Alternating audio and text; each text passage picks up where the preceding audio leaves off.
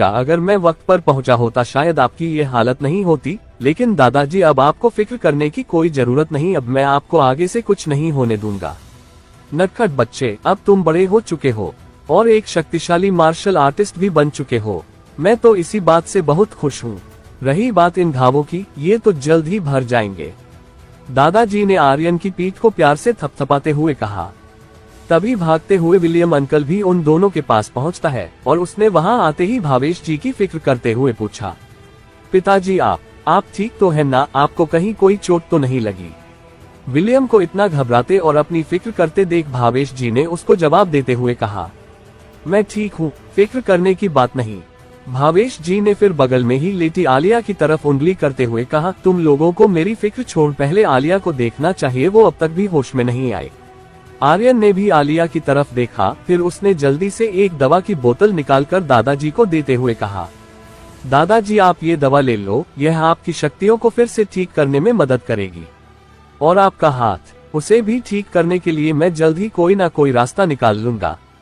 बहुत अच्छे, मुझे अपने पोते पर पूरा भरोसा है, तुम कोई ना कोई रास्ता निकाल लोगे। मगर मैं अब बूढ़ा हो चुका हूँ, तुम्हें मेरी फिक्र छोड़ आलिया पर ध्यान देना चाहिए। भावेश जी ने आलिया की फिक्र करते हुए आर्यन से कहा, दादाजी आपको फिक्र करने की कोई जरूरत नहीं, आप लोगों को शायद नहीं पता, मगर उसे अब ये पॉइजन कुछ नहीं कर सकता। लेकिन अभी यह पॉइजन पूरी तरह से खत्म नहीं हुआ है, इसका भी मैं जल्द ही कोई इलाज ढूंढ लूंगा।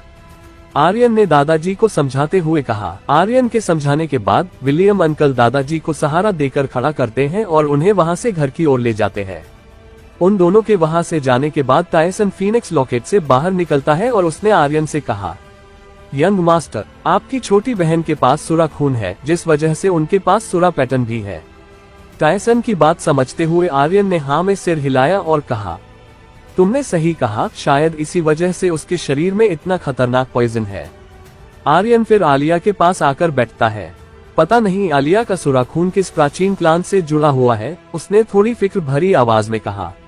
ये तो मुझे भी नहीं पता यंग मास्टर, आपकी छोटी बहन किस क्लान से आती है, लेकिन चाहे उनके पास सुरा खून क्यों ना हो, फिर भी वो अभी भी इतनी ताकतवर नहीं है जितना एक सुरा खून वाले मार्शल आर्टिस्ट को होना चाहिए।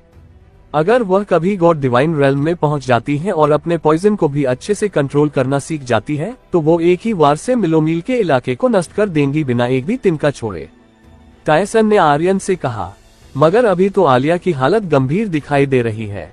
आर्यन ने आलिया की बिगड़ती हुई तबीयत को देखते हुए कहा, यंग मास्टर, अगर आपकी छोटी बहन का पॉइजन फैलकर फूट गया, उसकी वजह से वो बेकाबू भी हो सकती है और उसके सामने जो भी आएगा उसे मार देंगी। टायसन ने भी आलिया की हालत को देखते हुए कहा, सच में आलिया की हालत इस वक्त बहुत गंभीर दिखाई दे रही थी, अगर जल्द ही इलाज नहीं हुआ तो कुछ भी हो सकता है। पता नहीं मेरा ऑरा पैटर्न इस पॉइजन को पूरी तरह से निकालने में सफल होगा भी या नहीं। आर्यन ने अपने हाथ की मुट्ठियां कसते हुए कहा। तभी आसमान में जोर जोर से चिंगारते हुए एक सफेद पक्षी आता दिखाई देता है। ये सफेद पंछी कोई और नहीं बल्कि डफी था, जिसके ऊपर मिस माया बैठी हुई थी। वो लोग उड़ते हुए आर्यन की तरफ ही आ रहे थे।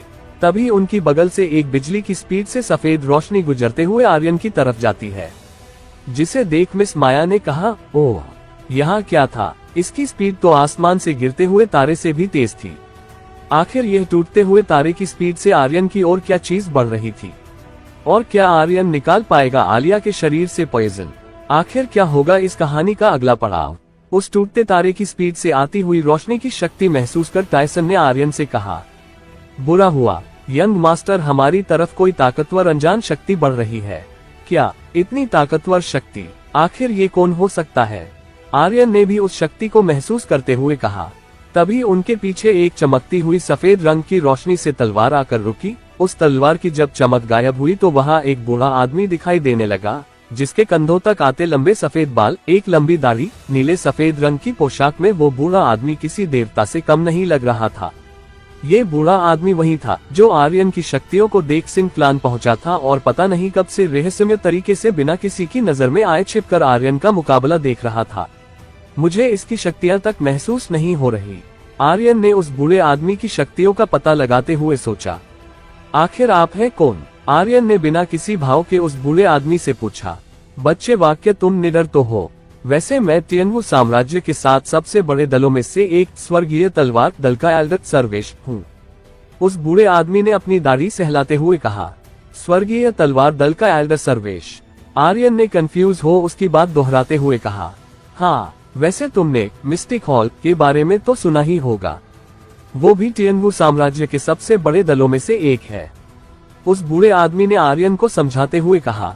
यह मिस्टिक हॉल वही था जहां अखिल रोमानिया शहर से भाग कर जाने की सोच रहा था।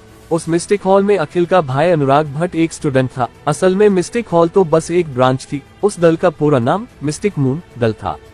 तियनवु साम्राज्य के इस छोटे से रोमानिया शहर में लोग मिस्टिक हॉल को ही कोई बड़ा दल मानते थे।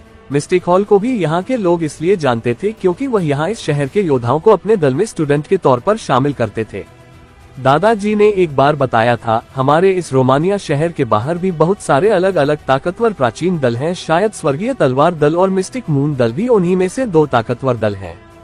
पर इतने ताकतवर दल का एक एल्डर पता नहीं क्यों हमारे इस छोटे से क्लान में आया है।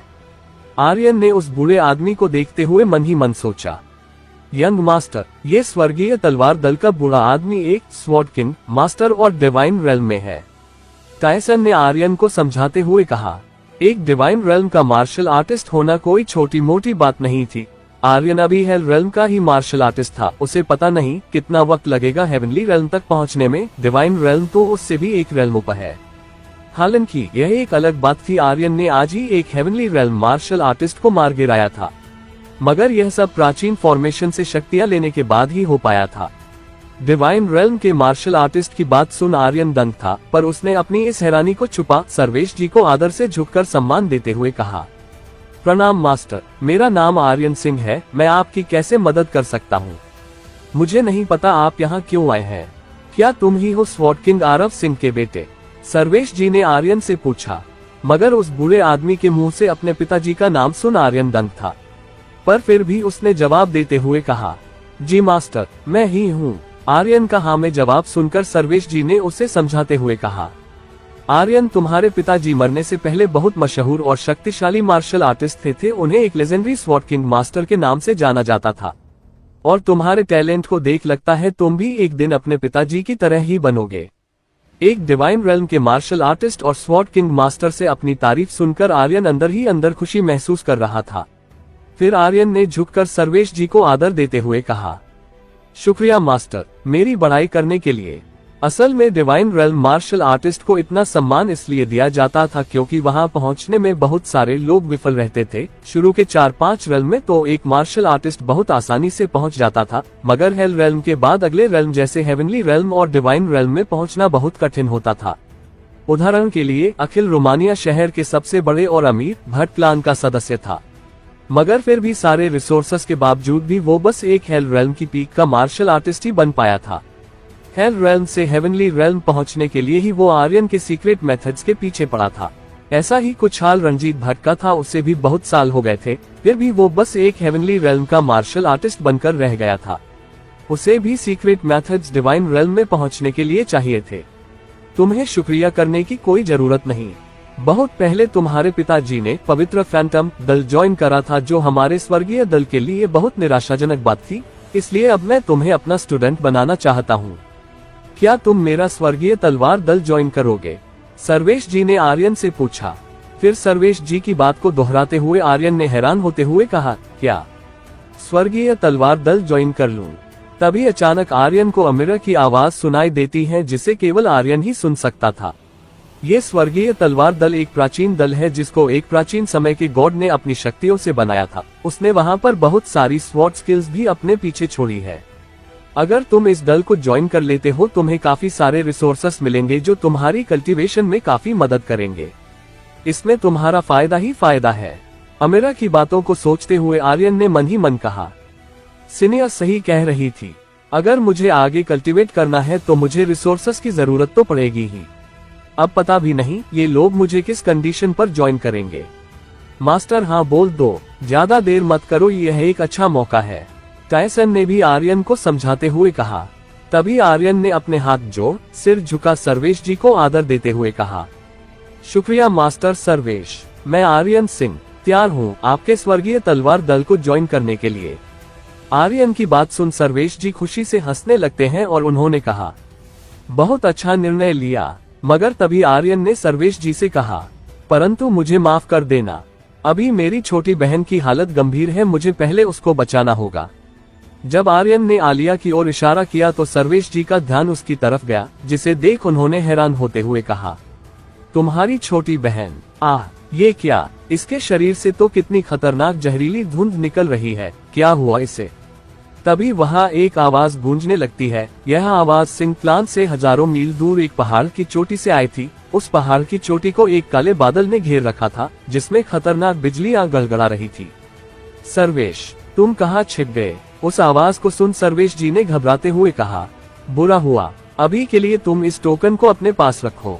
आज से 3 महीने बाद अगर मैं तुमको लेने नहीं आ पाया तो इस टोकन को लेकर तियनबू साम्राज्य के पूर्वी हिस्से में बसे स्वर्गीय तलवार दल आना और वहां तुम बिना एग्जाम दिए इस टोकन की मदद से सीधा कोर्स स्टूडेंट बन जाओगे। चलो अब मैं चलता हूँ, बाय। इतना कह सर्वेश जी वहां से एक रोशनी बन जल्दी में निकल जाते हैं। उनको इतनी जल्दी में जाता देख आर्यन ने अपना सिर झटका। तभी उसको आसमान में एक लाल रंग की रोशनी सफेद रंग की रोशनी का पीछा करते हुए नजर आए। तभी लाल रंग की रोशनी से एक प्रकश आवाज आती है, सर्वेश तुम कहाँ भाग रहे हो, चोर कहीं के? चुपचाप मेरा खजाना वापस कर दो। इसे देख तो ऐसा लग रहा है जैसे वो भी एक डिवाइन रेल्म का मार्शल आर्टिस्ट हो, इसलिए वो बूढ़ा एल्डर यहाँ से जल्दी करते हुए भाग गया। टायसन ने हंसते हुए कहा, मुझे आशा है मास्टर सर्वेश ठीक रहेंगे, आर्यन ने कहा। फिर आलिया के पास जाने लगा। आलिया के पास पहुंच उसने मायूसी में अपना सिर हिलाया और उसे देखते हुए कहा, अभी के लिए मैं इस पॉइजन को कम करने के लिए बस ऑरा पैटर्न का यूज कर सकता हूँ। आर्यन फिर ऑरा पैटर्न एक्टिवेट कर अपने एक हाथ को उठा आलिया के शरीर से पॉइजन को अपनी बॉडी में ट्रांसफर करने लगता है। आर्यन को ऐसा करता देख टायसन ने कहा, यंग मास्टर आपको डर नहीं है क्या? कहीं इस पॉइजन ने आपको नुकसान पहुंचा दिया तो? टायसन की बात सुन आर्यन रुका नहीं और आलिया की बॉडी से पॉइजन निकालना कंटिन्यू रखा और उसने ऐसे ही पॉइजन निकालते हुए टायसन से कहा, नहीं, ये पॉइजन मेरा कुछ नहीं कर सकता, क्योंकि मेरा ऑरा पैटर्न अब डिवाइन लेवल तक पहुंच चुका है, जो इस डिवाइन लेवल पॉइजन को दबाने में मेरी मदद करेगा। मास्टर आप तो कमाल है, आपके पास एक डिवाइन पैटर्न है, टायसन ने हंसते हुए आर्यन की तारीफ करते हुए कहा। आर्यन ने अब आगे कुछ नहीं कहा और पूरे ध्यान से आलिया के शरीर से पॉइजन निकालने में लगा रहा। तभी वहां पर मिस माया भी आ जाती है। वो इस वक्त डफी पर ही बैठी हुई थी। जब माया ने देखा आर्यन एक डिवाइन पैटर्न का यूज कर अपनी छोटी बहन के शरीर से इतने खतरनाक पॉइजन को अपने अंदर सोख रहा है, जिस वजह से उसको जान का भी खतरा हो सकता है, तो उसने आर्यन को एक अलग नजरिए से देखते हुए कहा, ये लड़का वाकई कमाल है, जिनसे ये प्यार करता है उनके लिए ये कुछ भी करेगा, चाहे इसको आग में या फिर समुद्र की गहराई में भी क्यों ना कूदना पड़े। मगर आर्यन तो माया के ख्यालों से अनजान अभी भी आलिया के शरीर से पॉइजन निकालने में लगा हुआ था। इस वक्त आलिया जमीन से थोड़ा ऊपर लगभग आर्यन की हाइट तक बीच हवा में झूल रही थी। पॉइजन के असर से आलिया के नीले पड़े चुके होठ अब वापस अपने गुलाबी रंग में आ रहे थे।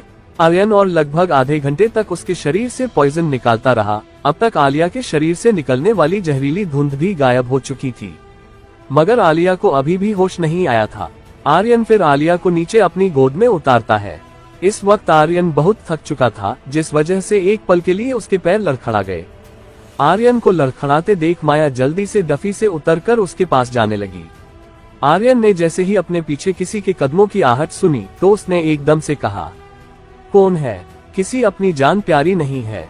आर्यन ने जब पीछे पलटकर देखा तो माया किसी खूबसूरत बिल्ली की चाल चलते एकदम सही तरीके से आ रही थी। उसको देख आर्यन ने कहा, अच्छा तो आप हैं मिस माया, मुझे लगा कहीं कोई दुश्मन तो नहीं आ गया है, मुझे माफ कर देना।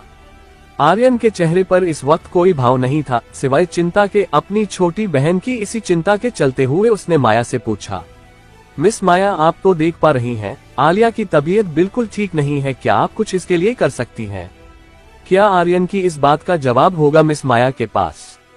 आखिर क्या आर्यन कभी आलिया के शरीर से पॉइजन निकाल पाएगा? और क्या होगा जब आर्यन पहुंचेगा स्वर्गीय तलवार दल? आखिर क्या होगा इस कहानी का अगला पड़ाव? आर्यन ने जब माया से पूछा कि वो उसकी बहन की मदद करने के लिए कुछ कर सकती है, तो उसका जवाब देते हुए माया ने कहा, यंग मास्टर आपको घबराने की कोई जरूरत नहीं, हर एक चीज के लिए दूसरा रास्ता होता है। अगर आपको मेरे रॉयल से कुछ भी लेने की जरूरत पड़े तो आप बिना झिझक कुछ भी ले सकते हैं। अगर ऐसा है तो शुक्रिया मिस माया, मैं आपका बहुत शुक्रगुजार रहूंगा, आर्यन ने आभार जताते हुए कहा।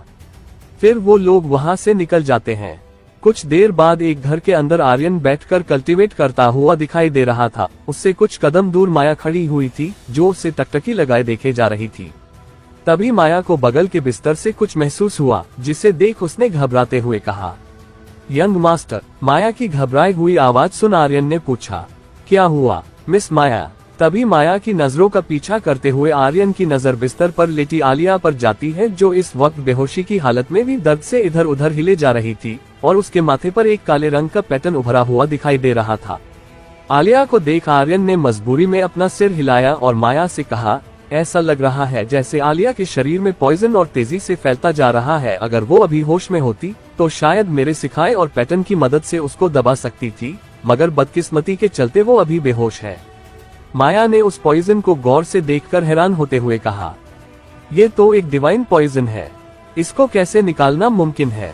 अगर यह कोई आम पॉइजन होता तो इसे चमकीली घास की मदद से निकाला जा सकता था, मगर आलिया के शरीर में डिवाइन पॉइजन है, जिस पर कोई आम जड़ी बूटी तो बिल्कुल भी काम नहीं करेगी, आर्यन ने माया को समझाते हुए कहा। आर्यन की बात सुन अचानक माया को कुछ याद आता है।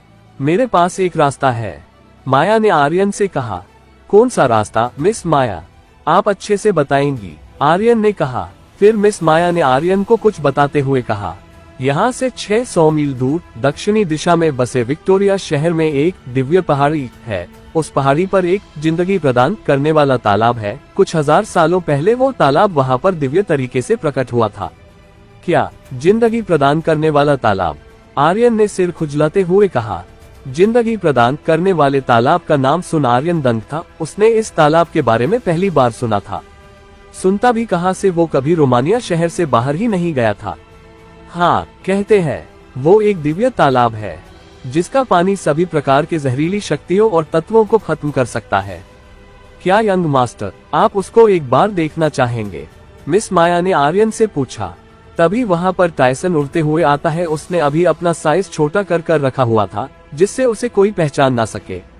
उसका साइज अब किसी छोटे कबूतर जैसा था। उसे देख अब हर किसी को लगता वो बस एक पालतू पंछी है। मास्टर, इस खूबसूरत लड़की ने अभी क्या कहा? टायसन ने आर्यन के पास आकर पूछा।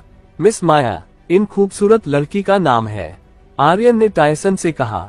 मिस माया, क्या आपने जो अभी कहा वो सब सच है? टायसन ने पूछा। फिर उसने आगे बोलते हुए कहा, मास्टर आपको पता है, अगर उस दिव्य पानी में कोई अपनी सॉल को अच्छे से धुले तो वो अपने शरीर में फैले पॉइजन को कंट्रोल भी कर सकता है। टायसन की बात सुन आर्यन के चेहरे पर एक खुशी की लहर दौड़ गई और उसने इसी खुशी के चलते उत्साह भरी आवाज में कहा, अगर ऐसा है तो आलिया को बचाया जा सकता है। आह यंग मास्टर, अगर आपको वो दिव्य पानी मिल जाए तो उसकी कुछ बूंद मुझे भी दे देना। उसकी मदद से मैं अपनी कुछ शक्तियां बढ़ा लूंगा, टायसन ने खांसते हुए आर्यन से कहा। टायसन की बात सुन आर्यन ने मुस्कुराते हुए कहा, अगर ऐसा है तो सच में वो पानी अद्भुत है। टायसन आर्यन के कंधे पर बैठ उसको समझाते हुए आगे बोला, यंग मास्टर, वो पानी दिव्य इसलिए कहलाया जाता है उसके बहुत से अलग अलग प्रभाव है, जैसे और भी अलग तरह की बीमारियों को ठीक करना। प्राचीन किताबों की माने तो वो दिव्य पहाड़ी तो एक अलग ही दुनिया में है और ये सुंदर लड़की क्या। इतना कह वो झूठी खांसी खांसने लगा। मेरा मतलब मिस माया कह रही है वो विक्टोरिया शहर में है। दिव्य पहाड़ी वो एक तरह से सीक्रेट दुनिया है जिसका दरवाजा विक्टोरिया शहर के बीचों बीच बना हुआ है। उस दरवाजे पर एक बहुत ही मजबूत कवच बनाया गया है जिसको खोल अंदर जाने के लिए टोकन की जरूरत पड़ती है। मिस माया ने उन दोनों को समझाते हुए कहा। टोकन? आर्यन ने ना समझने वाली आवाज में कहा। माया ने हाँ में सिर हिलाया और आगे कहा, यंग मास्टर, मुझे अब आपसे कुछ भी छिपाने की जरूरत नहीं। असल में जो मेरे अंकल है वो टियनवू साम्राज्य के 7 बड़े दलों में से एक मिस्टिक मून दल के ब्रांच मास्टर है और विक्टोरिया शहर में टोकन के इंचार्ज भी है। ये टोकन दिलाने की जिम्मेवारी आप मुझ पर छोड़ सकते हैं। आपको कोई भी परेशानी उठाने की जरूरत नहीं। माया की बात सुन आर्यन ने उसका आभार जताते हुए कहा, शुक्रिया मिस माया, मैं आपका बहुत शुक्रगुजार रहूंगा। माया ने आर्यन के हाथों को नीचे करते हुए कहा, यंग मास्टर, आपको शुक्रिया कहने की कोई जरूरत नहीं। अगर आप नहीं होते शायद मैं आज जिंदा भी नहीं होती। वैसे भी अंकल मेरे लिए इतना तो कर ही सकते हैं, वो मेरी बात कभी नहीं टालेंगे। आर्यन ने माया का हाथ पकड़ उसको एक बार फिर से शुक्रगुजार होते हुए कहा, मैंने आपकी मदद इसलिए कि मैं किसी को मुसीबत में अकेला नहीं छोड़ सकता था, और अब तो वो एहसान भी आपने मेरी इतनी मदद करने का कह उतार दिया, क्योंकि मेरी बहन की जान बचाना मेरी जान बचाने जैसा है। आर्यन को इतना शुक्रगुजार होता देख माया के चेहरे का रंग लाल हो गया, मगर उसका चेहरा लाल इसलिए हुआ क्योंकि इस वक्त आर्यन ने उसका एक हाथ पकड़ा हुआ था, जिसके चलते माया ने शर्माते हुए कहा, यंग मास्टर आपको इतना शुक्रिया बोलने की कोई जरूरत नहीं, अगर आपको और भी किसी चीज की जरूरत पड़े तो एक बार मुझे जरूर बताना। आर्यन को जब एहसास हुआ माया कुछ अलग बर्ताव कर रही है तो उसने अपने हाथों पर ध्यान दिया। अपने हाथों में माया का पकड़ा हुआ हाथ देख आर्यन ने तुरंत उसे छोड़ दिया और एक कदम पीछे हट गया, मगर इसके विपरीत टायसन ने तो हंसते हुए माया को छेड़ते हुए कहा, हाँ, किसी के दिल की घंटी तो बज रही है, ओह हो, किसी को कुछ तो हो रहा है। टायसन को इतनी बेशर्मी से माया को छेड़ते देख आर्यन ने तुरंत एक हाथ से उसकी चोंच पकड़ ली। चुप, एकदम चुप, अगर अब कुछ बोला तो तुम्हारी चोंच यहीं तोड़ दूंगा, आर्यन ने किसी चिड़े हुए बंदर की तरह कहा, मगर माया का चेहरा तो टायसन की बात सुन और भी ज्यादा लाल हो गया।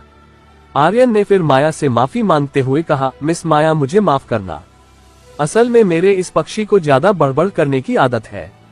फिर कुछ सोचकर आगे बोलते हुए कहा, वैसे मिस माया मुझे एक पिल फनेस चाहिए, मुझे कुछ पिल बनानी है।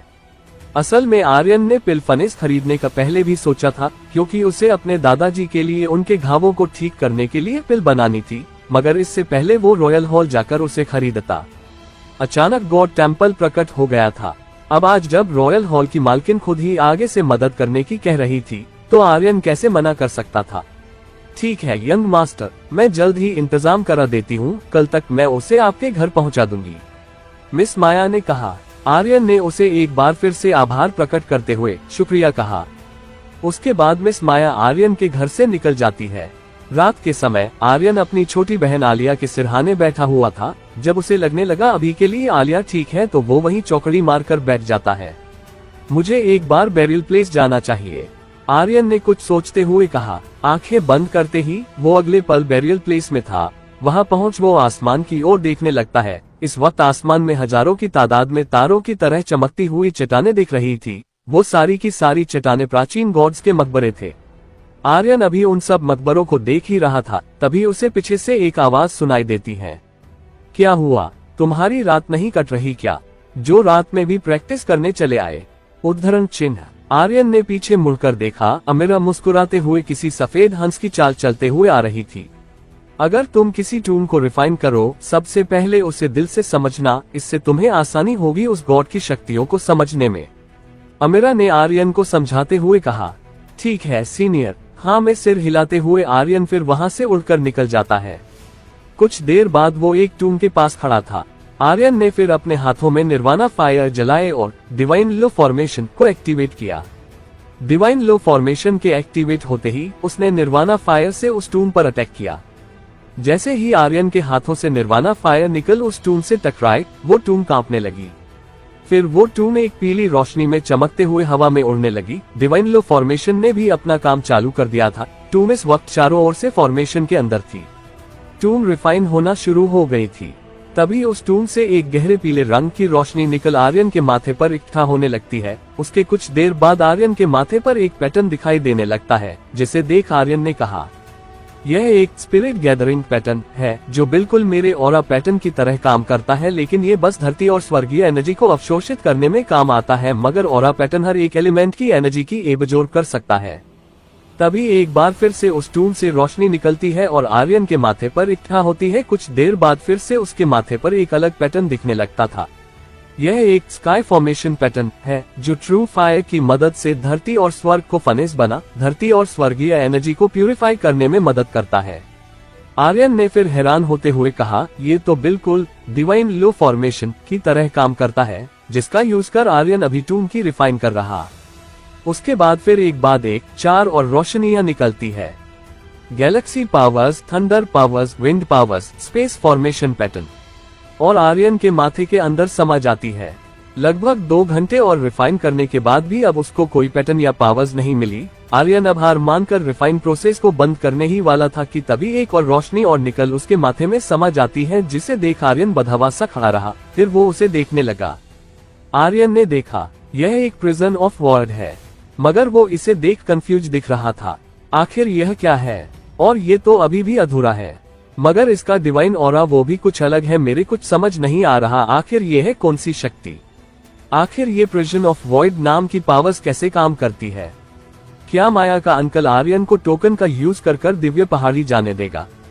और आखिर कैसा रहेगा आर्यन के दिव्य पहाड़ी का सफर? जानने के लिए बने रहे हमारी कहानी स्पिरिट वर्ल्ड के साथ, सिर्फ और सिर्फ हमारे चैनल रोजवर्स पर। धन्यवाद। लगे हाथ सब्सक्राइब कर दो यार। Bye bye. आर्यन को जब वो प्रिजन ऑफ वॉइड नाम का पैटर्न मिला, उसने कभी उस पैटर्न के बारे में ना कभी सुना, ना कभी पढ़ा, ना कभी देखा, और ऊपर से उस पैटर्न की टेक्निक अधूरी थी, जिस वजह से वो उसे समझ भी नहीं पा रहा था।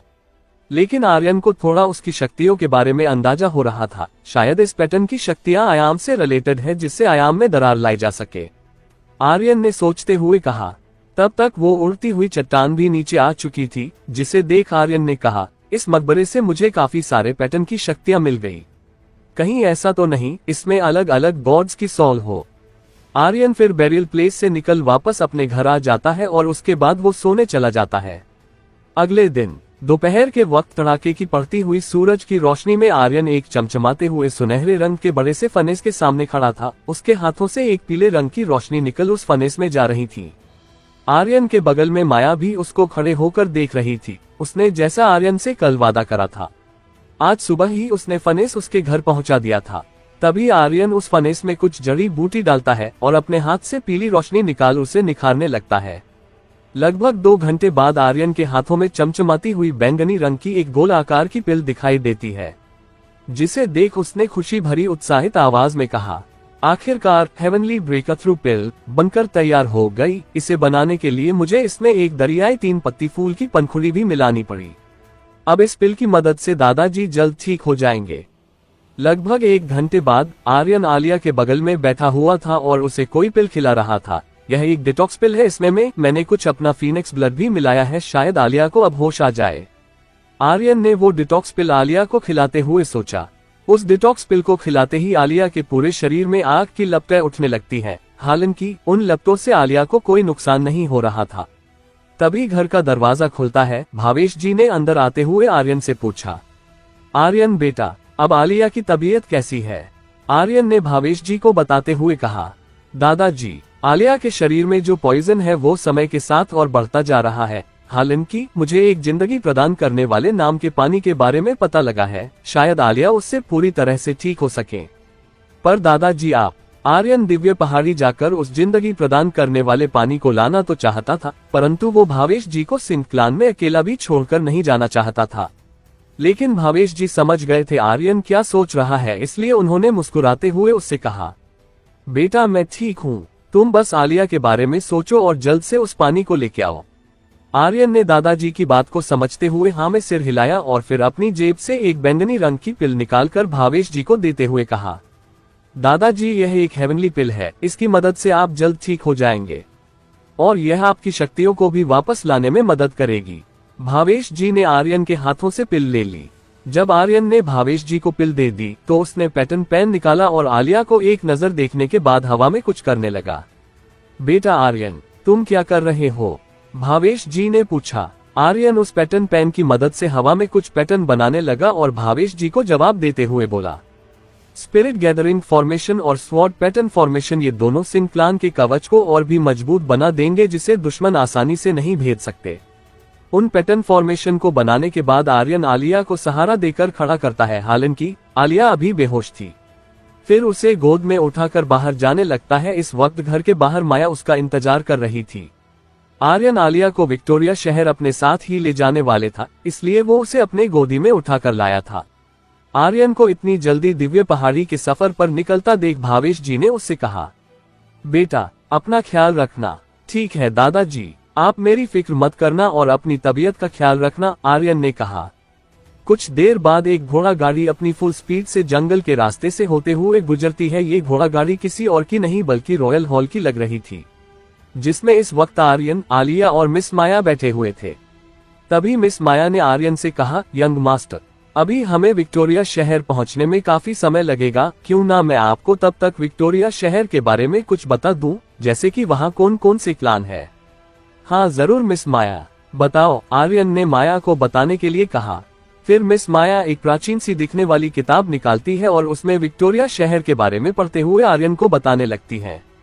यंग मास्टर, विक्टोरिया शहर में 3 सबसे बड़े क्लान है। पहला चंद्रा क्लान, दूसरा खत्री क्लान और आखिरी दत्त क्लान। इन तीनों क्लान के पास अपने बहुत सारे काबिल हेवनली रेल्म मार्शल आर्टिस्ट है और ये तीनों क्लान की ताकत मिस्टिक मून दल से जुड़ी हुई है।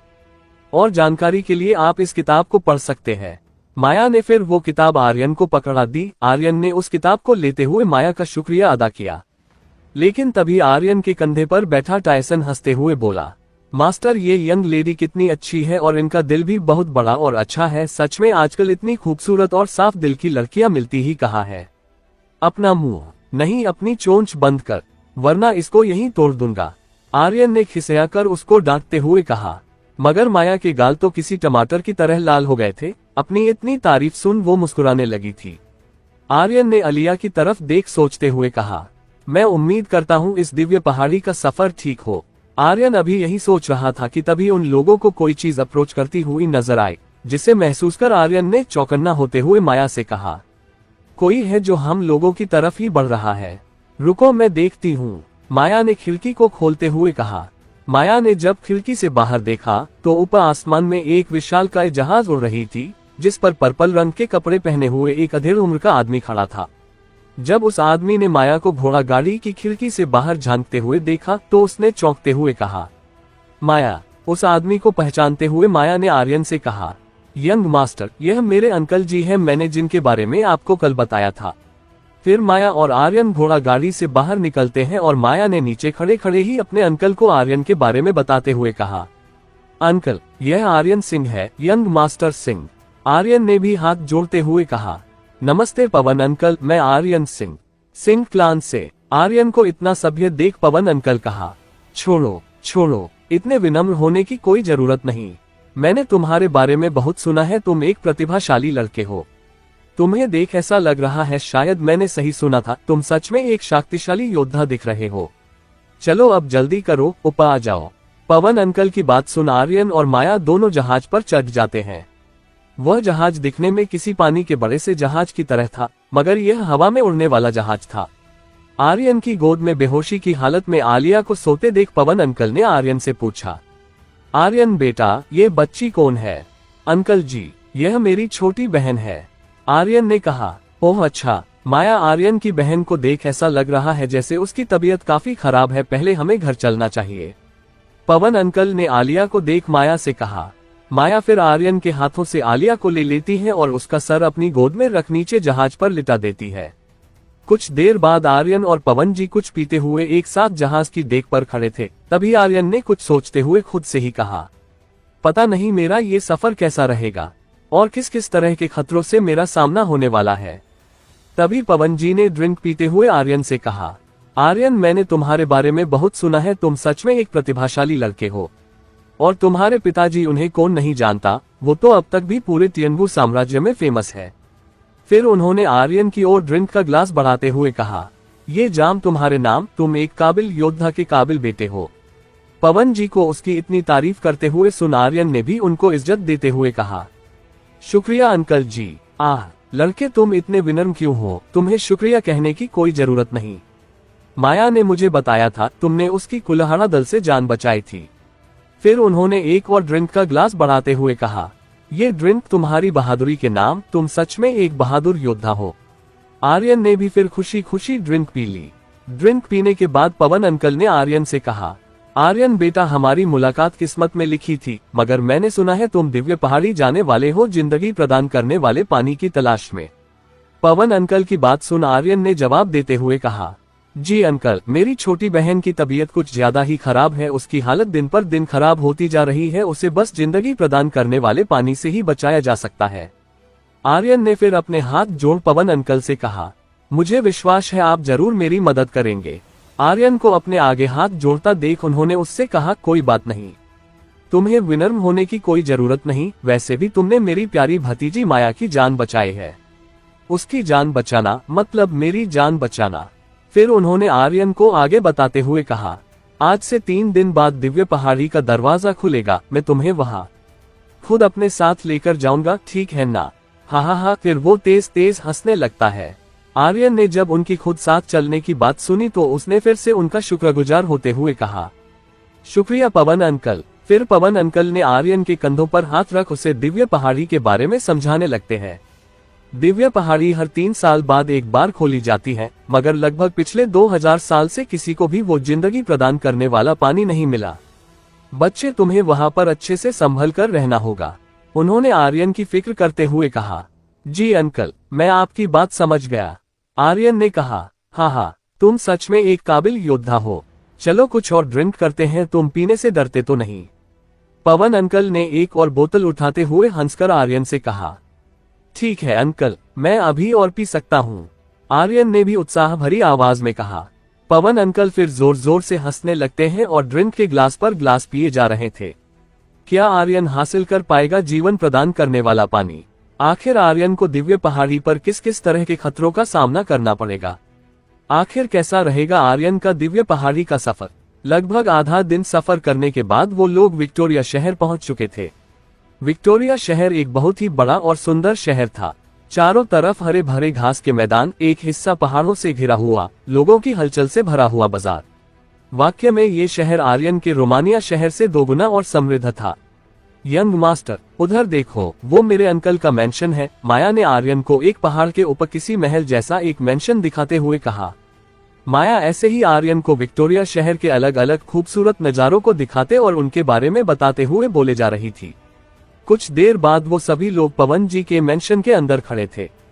छोटे दोस्त आर्यन, अब तुम कुछ दिनों के लिए यहीं आराम करो, और एक बात, मेरा भतीजा भी तुम्हारे बगल वाले घर में रहता है, पवन अंकल ने उसको एक घर में अंदर ले जाते हुए कहा।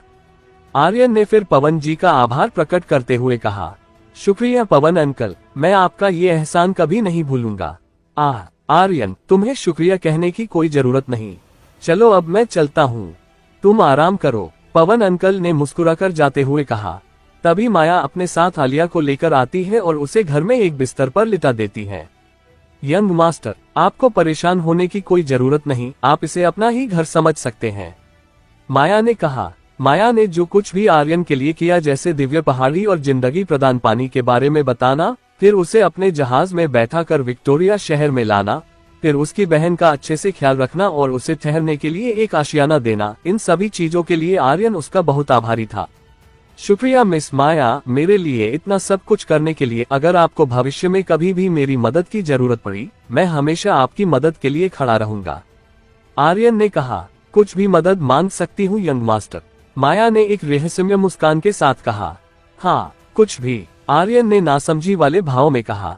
माया के चेहरे पर एक बड़ी सी रहस्यमय मुस्कान फैल जाती है, फिर उसने वहां से निकलते हुए कहा, यंग मास्टर, मैं आपको समय आने पर बता दूंगी। मास्टर, मैं कुछ भी मांग सकती हूँ, मास्टर कुछ भी मांग सकती हूँ, आर्यन के कंधे पर बैठे टायसन ने हंसकर माया की नकल करते हुए कहा।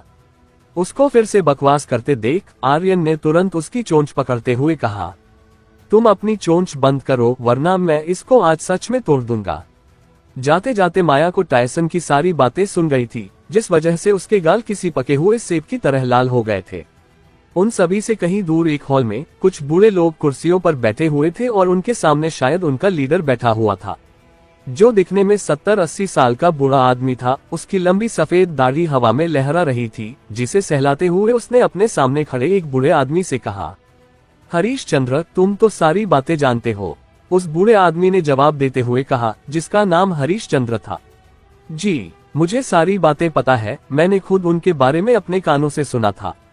तभी कुर्सियों पर बैठे बूढ़े आदमियों में से एक ने गुस्से में अपनी कुर्सी पर मुक्का मारते हुए कहा, सच में उस लड़के की हिम्मत काफी बढ़ गई है जो वो यहाँ विक्टोरिया शहर में आया है, चलो हमें उसके पास चलना चाहिए। उसको इतनी जल्दबाजी करते देख लीडर की कुर्सी पर बैठे उस बूढ़े आदमी ने कहा, शांत रहो, हमें कुछ करने से पहले 10 बार सोचना होगा, वहाँ पूरे टियनवू साम्राज्य से लोग आएंगे, हम सीधा उस पर अटैक नहीं कर सकते। उद्धरण चिन्ह। फिर उसने अपने सामने खड़े हरीश चंद्र से पूछा, वैसे आर्यन सिंह के विक्टोरिया शहर आने का उद्देश्य क्या है? जी, मैंने सुना है वो दिव्य पहाड़ी जाने के लिए यहाँ आया है और जिंदगी प्रदान करने वाले पानी की तलाश में है, क्योंकि उसकी बहन की तबीयत खराब है। हरीश चंद्र ने उत्तर देते हुए कहा। हरीश चंद्र की बात सुन उस बूढ़े आदमी ने अपनी लंबी दाढ़ी को सहलाते और मुस्कुराते हुए कहा, दिव्य पहाड़ी कोई आम पहाड़ी नहीं है, वहाँ बहुत सारे अनजान खतरे हैं। वहाँ जाने वाले लोगों में से 90% लोग जिंदा बचकर वापस नहीं आ पाते। फिर आर्यन किस खेत की मूली है? हा। फिर वो जोर जोर से हंसने लगता है। अगली सुबह एक मकान से किसी लड़की की घबराई हुई आवाज सुनी जा सकती थी। ये लड़की कोई और नहीं बल्कि माया थी। उसके सामने बिस्तर पर एक लड़का लेटा हुआ था, जो पूरी तरह से बर्फीली शक्तियों से ढका हुआ था और बुरी तरह से कांप रहा था। वो लड़का जिन बर्फीली शक्तियों से ढका हुआ था, वो उसी के शरीर से निकल रही थी। यहाँ तक वो बर्फीली शक्तियाँ उसके शरीर से निकल अंदर पूरे कमरे में फैल रही थी। उसकी ये हालत देख माया बुरी तरह से डरी और घबराई हुई थी। सचिन भाई, तुम ठीक तो हो ना? माया ने कहा, मगर जैसे ही उसने उसे छूने की कोशिश की, बर्फीली शक्तियों से उसका हाथ भी जमने लगा। लेकिन इससे पहले उसका हाथ बर्फ से जम पाता, माया ने अपना हाथ हटा लिया और उसके बिस्तर से 2 कदम पीछे हटकर खड़ी हो गई। तभी दरवाजे से अंदर आते हुए आर्यन वहां पहुंचा। ये किस तरह की बर्फीली शक्तियां हैं? बड़ी खतरनाक महसूस हो रही है, आर्यन ने कहा। वो इन बर्फीली शक्तियों को महसूस कर उनका पीछा करते हुए वहां पहुंचा था। मिस माया, यहाँ क्या हो रहा है? और बर्फीली शक्तियां कैसी? आर्यन ने सामने खड़ी माया से पूछा। यंग मास्टर आर्यन, यह मेरा छोटा भाई है। मैंने इसको कुछ सॉल प्यूरिफाई करने वाले पिल्स दी थी, ताकि वो अपनी ब्लड लाइन मार्शल सॉल को जागृत कर सके। माया ने आर्यन को समझाते हुए कहा। असल में तुम्हारी किस तरह की ब्लड लाइन है? आर्यन ने पूछा। सुनहरे पंखों वाली चील। फिर वो आर्यन को आगे समझाते हुए बोली, असल में आज के समय में हमारे लोगों के पास काली चील मार्शल सॉल होती है, मगर मेरा भाई बचपन से ही कमजोर था, यहाँ तक कि उसके पास तो कोई ब्लड लाइन भी नहीं है। फिर उसने अपने हाथ की मुट्ठियां जोर से कसकर बंद की और रुआसी आवाज में कहा, हम बस 2 भाई बहन हैं और हमारे माँ बाप आज से 12 साल पहले ही गुजर गए।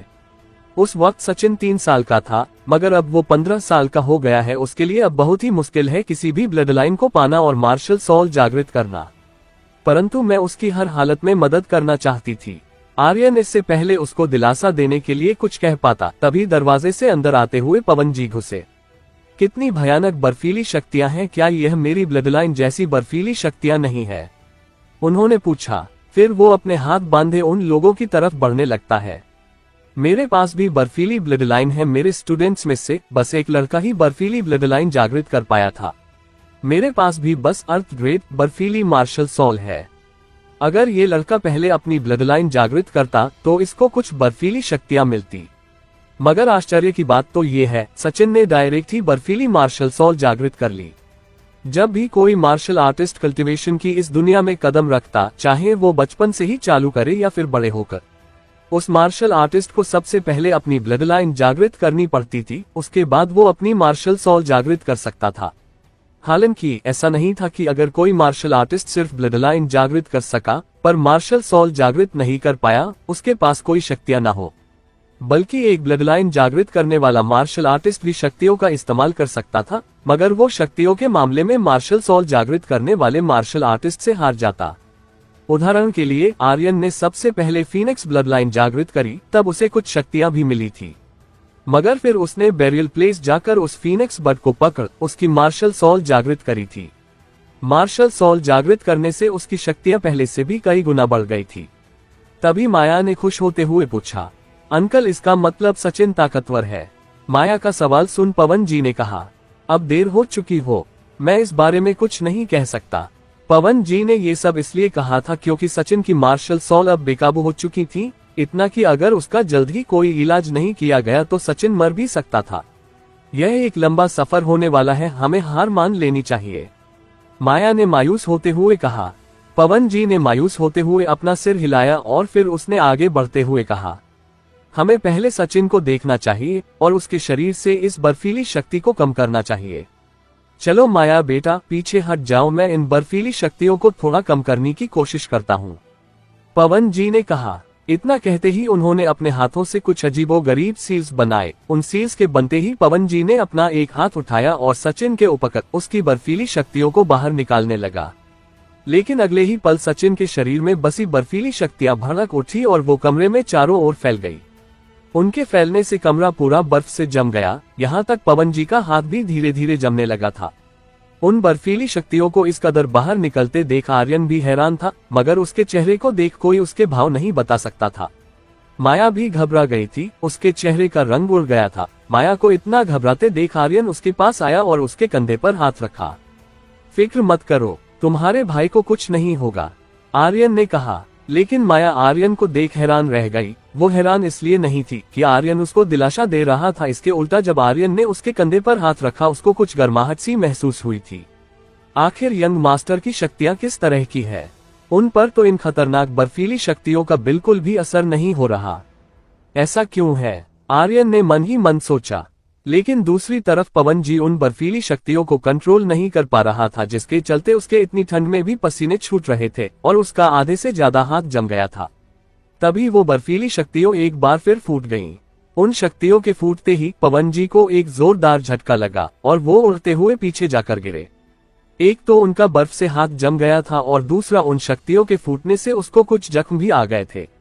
पवन जी को घायल होकर नीचे पड़ा देख माया भागते हुए उसके पास जाती है और उसे सहारा देकर खड़ा करती है। वो बड़ी ही मुश्किल से खड़े हो पा रहे थे। अंकल आप ठीक तो हैं ना? माया ने पूछा। बेटा मेरी फिक्र मत करो, मैं ठीक हूँ। ये शक्तियाँ कुछ ज्यादा ही ताकतवर हैं, मैं पूरी तरह से इनको एब्जॉर्ब नहीं कर पाया। सच में ये बर्फीली शक्तियाँ कितनी डरावनी है। अगर शक्तियाँ इस तरह की है तो पता नहीं सचिन की मार्शल सॉल किस लेवल की होगी, पवन ने कहा। लेकिन जब पवन जी को झटका लगा था तो आर्यन ने तुरंत उन बर्फीली शक्तियों को और ज्यादा फैलने से रोक दिया था। इस वक्त वो सभी बर्फीली शक्तियां आर्यन के हाथ में जा रही थीं, मगर उनकी आर्यन के हाथ में जाने की स्पीड बहुत कम थी। अब देखना ये था क्या आर्यन इन बर्फीली शक्तियों को एब्जॉर्ब कर सचिन को बचा पाएगा। और आखिर वो सभी बुरे आदमी कौन थे और क्यों आर्यन को मारना चाहते थे? आखिर क्या होने वाला है इस कहानी में? आर्यन ने पवन जी से पूछा। अंकल क्या मैं आपकी कुछ मदद करूं? शायद मैं इन बर्फीली शक्तियों को और ज्यादा बढ़ने से रोक सकता हूं। आर्यन अभी भी उन बर्फीली शक्तियों को अपने एक हाथ से फैलने से रोक रहा था, मगर अभी तक उसने 10% शक्तियों का भी इस्तेमाल नहीं किया था, क्योंकि वो पहले मदद करने के लिए अनुमति लेना चाहता था। आर्यन भला तुम, चलो ठीक है तुम भी एक बार ट्राई कर लो, पवन जी ने कहा। हालांकि उन्हें यकीन नहीं था आर्यन कुछ मदद कर भी पाएगा या नहीं, क्योंकि जब वो खुद कुछ नहीं कर पाए तो भला आर्यन जैसा कम उम्र का बच्चा क्या ही कर लेगा। पवन जी की हाँ सुन आर्यन तुरंत ऑरा पैटर्न एक्टिवेट करता है। ऑरा पैटर्न एक्टिवेट होते ही उसके हाथ में एक पीले रंग से चमकती हुई रोशनी में एक सिंबल दिखाई देता है। आर्यन फिर अपने दोनों हाथ उठा सचिन के शरीर से उन बर्फीली शक्तियों को निकालने लगता है। ऑरा पैटर्न की खासियत थी वो किसी भी एलिमेंट को अपनी तरफ खींच उन्हें अवशोषित कर लेता था। इस वक्त वो सभी बर्फीली शक्तियां सचिन के शरीर से निकल आर्यन के हाथों में खींची जा रही थी, मगर वो बर्फीली शक्तियां बहुत ताकतवर थी। सचिन के शरीर पर चढ़ी बर्फ की परत पिघलने का नाम ही नहीं ले रही थी। तभी उन बर्फीली शक्तियों को कुछ एहसास होता है और वो किसी तूफान की तरह सचिन के शरीर में बहने लगती है और फिर किसी ज्वालामुखी की तरह फट पड़ती है। बूम! एक जोरदार धमाका होता है, पूरे कमरे में बर्फ की परत जम जाती है। उन बर्फीली शक्तियों का धमाका इतना जोरदार था पवन जी और माया दो कदम पीछे हट जाते हैं, मगर आर्यन अभी भी वहीं किसी चट्टान की भांति खड़ा था। लेकिन उन बर्फीली शक्तियों के तूफान की तरह बहने से आर्यन के हाथों में हल्की सी बर्फ की परत जमने लगी थी। लेकिन तभी आर्यन अपने पूरे शरीर में फीनिक्स फायर को बहाने लगता है। मैं भी देखना चाहता हूँ तुम कितनी ताकतवर हो, क्योंकि जितनी तुम ताकतवर होगी उतनी ही ताकतवर बर्फीली शक्तियों को मैं एब्जॉर्ब कर पाऊंगा। आर्यन ने उन बर्फीली शक्तियों को बेकाबू होते देख मुस्कुराते हुए सोचा। फीनिक्स फायर के आर्यन के शरीर में बहते ही वो ताकतवर बेकाबू होती बर्फीली शक्तियां थोड़ी शांत होने लगी थी। वो बर्फीली शक्तियां फीनिक्स फायर से घबरा रही थी, क्योंकि एक तो वो गर्म शक्तियां थी जो ठंडी शक्तियों की कट्टर दुश्मन होती थी, और दूसरा आर्यन की फीनिक्स फायर ट्रू फायर और रियल फायर से मिलकर बनी हुई थी, जिनकी वजह से वो बहुत ही शक्तिशाली हो चुकी थी। आर्यन अब उन बर्फीली शक्तियों को तेजी से सोखे जा रहा था। बर्फीली शक्तियों को सोखने से उसके शरीर के अंदर सफेद रंग की शक्तियां इकट्ठी होने लगी थी, जिनका साइज किसी गोले पिल के समान था। जैसे जैसे आर्यन उन बर्फीली शक्तियों को सोखता, उस शक्तियों से बनी सफेद पिल का रंग और भी दूध जैसा सफेद होते जाता। बर्फीली शक्तियों को इस तरह से एब्जॉर्ब करना लगभग आधे दिन तक चलता रहा। सचिन के शरीर पर चढ़ी बर्फ की परत अब बहुत कम बची थी। लगभग 1 घंटे बाद वो बर्फ की परत बिल्कुल गायब हो चुकी थी और कमरे में चढ़ी बर्फ की परत भी पिघलकर गायब होने लगी थी। ये सब देख पवन ने हैरान होते हुए कहा, सच में ये लड़का काबिल तो है, जो हम ना कर पाए वो इसने कर दिखाया। उद्धरण चिन्ह। अपने भाई के शरीर से बर्फ की परत को पिघलते देख माया दौड़ते हुए उसके बिस्तर के करीब आती है। सचिन भी अपनी बंद आंखें धीरे धीरे खोलने लगता है। सचिन, उसको अपनी आंखें खोलते देख माया ने खुश होते हुए चिल्लाया। कुछ सेकंड बाद सचिन बिस्तर पर उठकर बैठ गया। अपना माथा पकड़ते हुए उसने माया से पूछा, बहन आखिर में कहाँ हूँ और मेरे साथ किया हुआ था? उद्धरण चिन्ह। सचिन, तुम अभी ही उठे हो। तुम्हारे शरीर में फैलने वाली बर्फीली शक्तियों को यंग मास्टर आर्यन ने निकाला है। माया ने आर्यन की ओर इशारा करते हुए उसे समझाया। हाँ, तुम अब एकदम ठीक लग रहे हो और तुम्हारी सेहत भी पहले से ज्यादा अच्छी लग रही है, पवन जी ने जोर का ठहाका लगाते हुए कहा। अंकल, बहन, मैं ठीक हूँ और पहले से भी ज्यादा मुझे अच्छा महसूस हो रहा है, सचिन ने कहा। सचिन बेटा, चलो फिर यंग मास्टर आर्यन को शुक्रिया बोलो, उन्हीं की वजह से तुम्हारी आज जान बच पाए है। पवन जी ने आर्यन की ओर देख सचिन से कहा। यंग मास्टर, शुक्रिया मेरी जान बचाने के लिए। सचिन ने तुरंत हाथ जोड़ते हुए कहा, कोई बात नहीं, तुम्हें शुक्रिया बोलने की कोई जरूरत नहीं, क्योंकि मुझसे पहले माया और पवन अंकल ने तुम्हारे शरीर से काफी ज्यादा मात्रा में बर्फीली शक्तियों को बाहर निकाला था। आर्यन ने कहा। हाँ, आर्यन, वाकई तुम एक उदारीन लड़के हो। पवन जी ने आर्यन के कंधों को थपथपाते हुए मुस्कुरा कर कहा। अंकल, भले ही सचिन अभी के लिए एकदम फिट और ठीक दिखाई दे रहा है, परंतु भविष्य का कुछ नहीं कह सकते।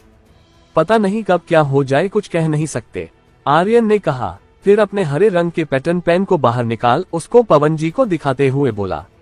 अंकल जी, ये पैटर्न पेन है, मैं इसकी मदद से सचिन के ऊपर कुछ पैटर्न बनाऊंगा ताकि वो अपनी बेकाबू बर्फीली शक्तियों को कंट्रोल कर सके और वो पैटर्न बर्फीले कोहरे को अपने अंदर सोखता रहेगा। उद्धरण चिन्ह। बेशक यंग मास्टर, आप बेझिझक बनाए, इसके लिए मैं आपका हमेशा शुक्रगुजार रहूंगा, पवन जी ने आर्यन को हाथ जोड़कर इज्जत देते हुए कहा। माया ने भी जब उस पैटर्न पेन को अच्छे से देखा, उसके दिमाग में रॉयल हॉल की पिछली सारी बातें याद आने लगी, क्योंकि पहला दिन वही था जिस दिन उसकी आर्यन से मुलाकात हुई थी। ये पैटर्न पेन माया ने बस 100 क्रिस्टल स्टोन में आर्यन को बेचा था। आर्यन फिर अपना पेन उठाता है और कुछ पैटर्न सचिन के शरीर पर बनाने लगता है। आर्यन ने सचिन के ऊपर के कपड़े उतरवाए और पैटर्न पेन लेकर उसके पीछे खड़ा हो गया और कहा, सचिन, तुम्हें घबराने की कोई जरूरत नहीं, जब मैं पैटर्न को बनाना बंद कर दूंगा, तुम्हें बस उसको अपने दिमाग से मिलाना है। उद्धरण चिन्ह। आर्यन की बात समझते हुए वो हाँ में सिर हिला देता है। सचिन को अच्छे से समझाने के बाद आर्यन फिर उसकी पीठ पर एक ब्लड क्लॉटिंग पैटर्न बनाता है। लगभग 10 मिनट बाद उसकी पीठ पर एक पैटर्न उभरा हुआ दिखाई देता है, जिसके उभरते ही उसने कहा, जल्दी करो, अभी तुम अपने दिमाग को पैटर्न पर केंद्रित करो और उसको अपने दिमाग से एक होने दो। सचिन आर्यन की बात सुन तुरंत अपने दिमाग को पैटर्न से एक करने के लिए उस पर ध्यान केंद्रित करता है। लगभग आधे घंटे तक ऐसे ही पैटर्न को अपने दिमाग से एक करने के बाद वो अपनी आंखें धीरे से खोलता है। उसने जैसे ही अपने शरीर को देखा वो हैरान रह गया, क्योंकि इस वक्त उसको अपनी बर्फीली शक्तियां दबी हुई महसूस हो रही थी। यह महसूस होते ही सचिन खड़ा होता है और आर्यन को गले से लगा लेता है। वो बहुत खुश था और आर्यन का शुक्रगुजार भी था, जिसके चलते उसने आर्यन से कहा, शुक्रिया यंग मास्टर, मेरी मदद करने के लिए। उद्धरण चिन्ह। कोई बात नहीं, तुम्हें शुक्रिया कहने की कोई जरूरत नहीं, तुम भी मेरे छोटे भाई जैसे हो, आर्यन ने कहा। फिर उसने वहां से जाते हुए माया से कहा, मिस माया, अब आपका भाई ठीक है, उसे आराम करना चाहिए और मैं भी निकलता हूँ। आर्यन को वहां से जाते देख मिस माया ने दिल में ही कहा, शुक्रिया यंग मास्टर, अब आपकी वजह से मेरा छोटा भाई ठीक है। पवन अंकल ने भी आर्यन को जाते देख शुक्रगुजार होते हुए कहा, शुक्रिया छोटे दोस्त। फिर माया की ओर पलट गए। माया, मैंने गौर किया तुम आर्यन को अजीब तरह से देखती हो, तुम्हें कहीं वो पसंद तो नहीं? अगर ऐसा है तो मैं तुम्हारे लिए उससे बात करूं। हाँ, और जोर से हंसे। अपने अंकल की बात सुन माया के चेहरे का रंग लाल हो गया। उसने शर्माते और झूठा गुस्सा करते हुए कहा, अंकल आप कैसी बात कर रहे हैं? उद्धरण चिन्ह। माया को ऐसे शर्माते देख पवन जी और भी जोर जोर से हंसने लगते हैं। विक्टोरिया शहर में पवन जी के घर पर रहते हुए आर्यन को कब 3 दिन बीत गए पता ही नहीं चला। 3 दिन बाद आर्यन और माया पवन जी के साथ उनकी उड़ने वाली जहाज में बैठ दिव्य पहाड़ी की ओर जाते हैं। रास्ते में उड़ते हुए ही माया आर्यन को बताती है, पिछले 3 दिनों में उसके छोटे भाई सचिन ने अपनी बर्फीली ब्लड लाइन को जागृत कर लिया है। ये सब आर्यन के उस ब्लड क्लॉटिंग पैटर्न की वजह से हो पाया था। ब्लड क्लॉटिंग पैटर्न भी ऑरा पैटर्न की तरह एलिमेंट्स को अवशोषित करने में मदद करता था।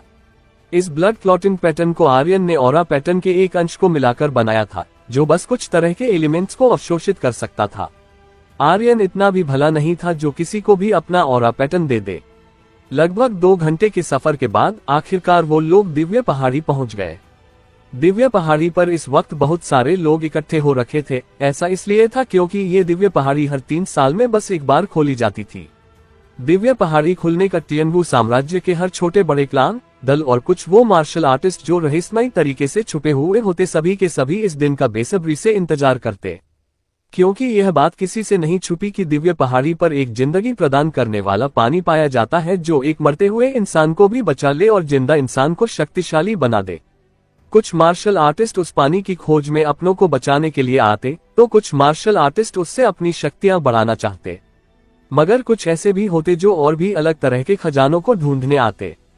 क्योंकि दिव्य पहाड़ी पर एक इकलौता खजाना जिंदगी प्रदान करने वाला पानी ही नहीं बल्कि इसके अलावा वहां मार्शल आर्टिस्ट अपनी शक्तियों को बढ़ाने के लिए कल्टीवेशन भी कर सकते थे, क्योंकि वहां मौजूद एनर्जी से शक्तियां बाहर की दुनिया के मुकाबले दुगने रफ्तार से बढ़ती थी। और वहां अलग अलग तरह के खजाने भी छिपे हुए थे जिनको पाने की हर एक मार्शल आर्टिस्ट को तमन्ना होती। मगर ये सारे खजाने कितने ही अमूल्य हो, लेकिन जिंदगी प्रदान पानी इन सब से ज्यादा मूल्यवान था। इस वक्त नीचे आर्यन को कुछ भट्ट क्लान के मार्शल आर्टिस्ट भी दिखे, जिन्हें देख उसने पवन जी से पूछा, पवन अंकल, ये रोमानिया शहर के भट्ट क्लान के लोग चंद्रा क्लान के लोगों के साथ किया कर रहे हैं। आर्यन का सवाल सुन पवन जी ने उसे बताते हुए कहा, ये लोग चंद्रा क्लान के साथ इसलिए है क्योंकि भट्ट क्लान के सेकंड लीडर रणजीत भट्ट की बीवी कामिनी भट्ट चंद्रा क्लान से थी। Second leader? आर्यन कंफ्यूज दिख रहा था। वो ये तो समझ गया था कि रोमानिया शहर और भट्ट क्लान का आपस में क्या रिश्ता है, मगर यह नहीं समझा था कि रणजीत सेकंड लीडर था तो क्लान का मेन लीडर कौन था। आर्यन को कंफ्यूज देख पवन जी ने उससे समझाते हुए कहा, रणजीत बस दिखावे के लिए भट्ट क्लान का लीडर था, क्योंकि उसका मेन लीडर शंकर कुमार टियनवू साम्राज्य के साथ सबसे बड़े दलों में से एक मिस्टिक मून दल की ब्रांच मिस्टिक हॉल के मेन मास्टर है, जिनका पता भट्ट क्लान के अलावा रोमानिया शहर के किसी भी क्लान को नहीं पता। मुझे भी उनके बारे में इसलिए पता है क्योंकि मैं दत्त क्लान का एक एल्डर हूँ और हमारे दत्त क्लान के मिस्टिक मून दल से काफी अच्छे रिश्ते हैं। दत्त क्लान विक्टोरिया शहर के 3 सबसे बड़े क्लान में से एक था और विक्टोरिया शहर के तीनों बड़े क्लान दत्त, चंद्र और खत्री क्लान मिस्टिक मून दल से जुड़े हुए थे। इसी वजह से पवन जी के पास भी मिस्टिक मून दल की ब्रांच मिस्टिक हॉल की कुछ जानकारियां थी। आर्यन अब सब समझ गया था। पवन जी फिर उसको नीचे चलने की कहते हैं। उनको जाते देख माया ने आर्यन से कहा, यंग मास्टर, आप बेफिक्र रहना, आपकी छोटी बहन का मैं अच्छे से ख्याल रखूंगी, वो मेरे साथ बिल्कुल सुरक्षित रहेगी। आलिया माया के घर पर सुरक्षित थी। आर्यन को पूरा यकीन था माया उसका अच्छे से ख्याल रखेगी। इसलिए आर्यन माया को धन्यवाद कहता है और फिर जहाज से नीचे उतर जाता है। आर्यन और पवन जी नीचे उतरकर एक पहाड़ी की चोटी पर बने प्लेटफॉर्म पर आते हैं। ये प्लेटफॉर्म लगभग 1000 फुट चौड़ा था और वहां चारों तरफ अलग अलग क्लान्स और दलों के मार्शल आर्टिस्ट का शोर सुनाई दे रहा था। जैसे ही पवन जी और आर्यन उस प्लेटफॉर्म पर नीचे उतरते हैं, वहां एक बहुत ही खूबसूरत दिखने में 30 वर्षीय औरत आती है, जिसके दूध जैसे सफेद रंग के कपड़े उसकी दूध जैसी सफेद त्वचा से मेल खा रहे थे। एल्डर पवन, आप आ गए? उसने पवन जी को देख मुस्कुराते हुए पूछा। जी मिस माहिरा, हम बस अभी ही यहाँ पहुँचे, पवन जी ने जवाब देते हुए कहा। मिस माहिरा खत्री क्लान की एल्डर्स में से एक थी, जिनके पास दिव्य पहाड़ी के दरवाजे को खोलने का दूसरा टोकन था। पवन जी फिर उनको दिव्य पहाड़ी का दरवाजा खोलने के लिए चलने का इशारा करते हैं। उस प्लेटफॉर्म के एक कोने पर खड़े होकर दोनों पवन जी और मिस माहिरा अपने अपने एक हाथ को ऊपर उठाते हैं। दोनों के साथ में हाथों को ऊपर उठाने से उनमें से एक एक टोकन निकलता है। वो टोकन किसी एक चीज के 2 हिस्से लग रहे थे। फिर पवन जी और मिस माहिरा दोनों ने एक साथ कहा, दिव्य पहाड़ी को साक्षी मान, स्वर्ग के नीचे, पाताल के ऊपर, महान दिव्य पहाड़ी की चाबी दिव्य तलवार एक हो। उन दोनों के इतना कहते ही वो दोनों टोकन चमकते हुए हवा में उड़ने लगते हैं और फिर एक झटके के साथ वो दोनों एक हो जाते हैं। उनके एक होते ही वहाँ एक आंखें चौंधिया देने वाली रोशनी दिखती है। उस रोशनी के गायब होते ही वहाँ एक नीले रंग में चमकती हुई तलवार दिखाई देती है। उस तलवार के दिखने साथ ही उसके हैंडल के बीचों बीच से नीले रंग की एक पतली सी लाइट बीम निकलती है और वो बीम चारों ओर से घिरी पहाड़ियों से टकराते हुए किसी मकड़ी के जाल को बुनते हुए निकलती है। तभी उस लाइट बीम के बुने हुए जाल के ऊपर की एक चट्टान पर एक पोर्टल जैसा दरवाजा खुलता है। उसके खुलते ही वहां एक खतरनाक शक्तियों की लहर चारों तरफ फैल जाती है। वो लहर इतनी खतरनाक थी, आर्यन भी एक कदम पीछे हट गया था।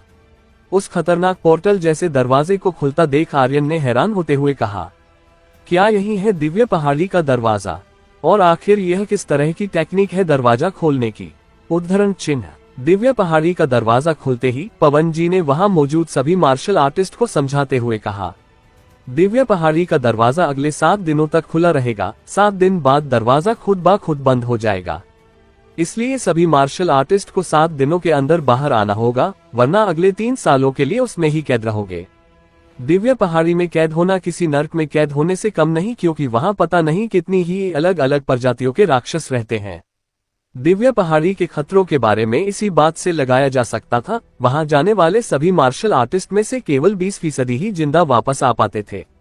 लेकिन बिना आंकड़ों की प्रवाह किए सभी मार्शल आर्टिस्ट किसी तूफान की गति से उस दरवाजे की तरफ भागते हैं। पवन जी ने आर्यन को भी जाने के लिए इशारा किया। उनका इशारा पाते ही आर्यन भी किसी बिजली की स्पीड से उस दरवाजे में घुस जाता है।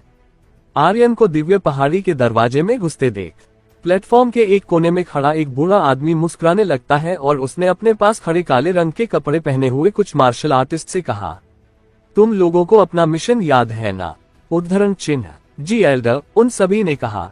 ये बूढ़ा आदमी कोई और नहीं बल्कि वही हरीश चंद्र था जो कुछ दिन पहले उन्हीं बूढ़े लोगों की मीटिंग में मौजूद था, जिनको उसने आर्यन के यहाँ आने के बारे में बताया था।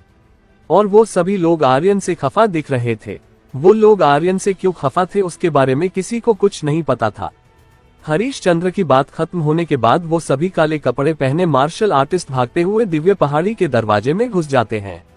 उन लोगों को दिव्य पहाड़ी में घुसता देख हरीश चंद्र जोर जोर से हंसने लगता है। आर्यन, अब देखते हैं तुम कैसे बचकर आ पाते हो, उसने हंसते हुए ही कहा। दिव्य पहाड़ी के अंदर एक हरे भरे घास के मैदान पर पड़े किसी लड़के की धीरे से आंख खुलती है। वो लड़का अपने सिर पर हाथ रखते हुए उठकर बैठ जाता है। ये लड़का कोई और नहीं बल्कि आर्यन ही था। ये कौन सी जगह है और मैं बेहोश कैसे हुआ? उसने उलझन भरी आवाज में कहा। शायद आर्यन पोर्टल जैसे दरवाजे में घुसते ही बेहोश हो गया था। जब उसने अपने चारों तरफ देखा, उसने पाया ये तो एक अलग ही दुनिया है, जहां चारों ओर बड़े बड़े हरे भरे घास के साफ मैदान, पास ही बहती एक साफ पानी की नदी, ऊंचे ऊंचे गगनचुंबी पर्वत ऐसे महसूस हो रहे थे जैसे बाहर की दुनिया जैसा ही कोई दुनिया हो। जैसे बाहर अफवाह थी कि दिव्य पहाड़ी राक्षसों का घर है, वहां से बस 20% ही मार्शल आर्टिस्ट बचकर निकल पाते थे, ऐसा वहां कुछ भी महसूस नहीं हो रहा था। क्या दिव्य पहाड़ी ऐसी ही थी जैसा महसूस हो रही थी, या फिर जैसा कहते हैं किसी कवर को देख बुक को जज नहीं करना चाहिए, वैसी ही दिव्य पहाड़ी भी है? आखिर क्यों मारना चाहता था चंद्रा क्लान का एक एल्डर आर्यन को? आखिर क्या होगा इस कहानी का अगला पड़ाव? आर्यन ने महसूस किया, यहाँ तो बाहर के मुकाबले 10 गुना ज्यादा सोल एनर्जी है अगर मैं यहाँ प्रैक्टिस करता हूँ। आर्यन अभी सोच ही रहा था कि तभी उसे कुछ लोगों की फुसफुसाने की आवाज सुनाई देती है। वो देखो, उधर आर्यन ही है ना? उद्धरण चिन्ह। हाँ, तुमने सही कहा, वही है। मैंने सुना था उसने अकेले ही रोमानिया शहर के भट्ट क्लान के एल्डर्स को धूल चटा दी थी। उद्धरण चिन्ह। हाँ, तुमने सही कहा, वो सब सच है, लेकिन उसने वो सब अपने सिंह क्लान की प्राचीन फॉर्मेशन की मदद से किया था। उद्धरण चिन्ह। अच्छा, ऐसा है क्या? फिर तो उसका कुछ फायदा नहीं। आखिर वो कब तक ऐसे बाहरी शक्तियों की मदद लेकर दूसरों से मुकाबला करेगा?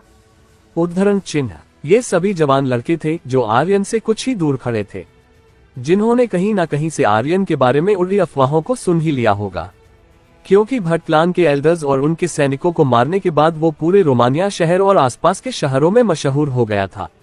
मगर आर्यन को देख नहीं लग रहा था जैसे उसने उन लोगों की बातों का बुरा माना हो। उसने खड़े होते हुए अपने कपड़े झाड़े और टायसन से कहा, टायसन, ये लोग तुमसे भी ज्यादा बकबक करते हैं। टायसन, जो कि आर्यन की कमर में एक तलवार बनकर लटक रहा था, उसकी गुस्सा होते हुए एक आवाज आई, यंग मास्टर, आखिर आप मुझे इन बेवकूफ लोगों से कैसे जोड़ सकते हो?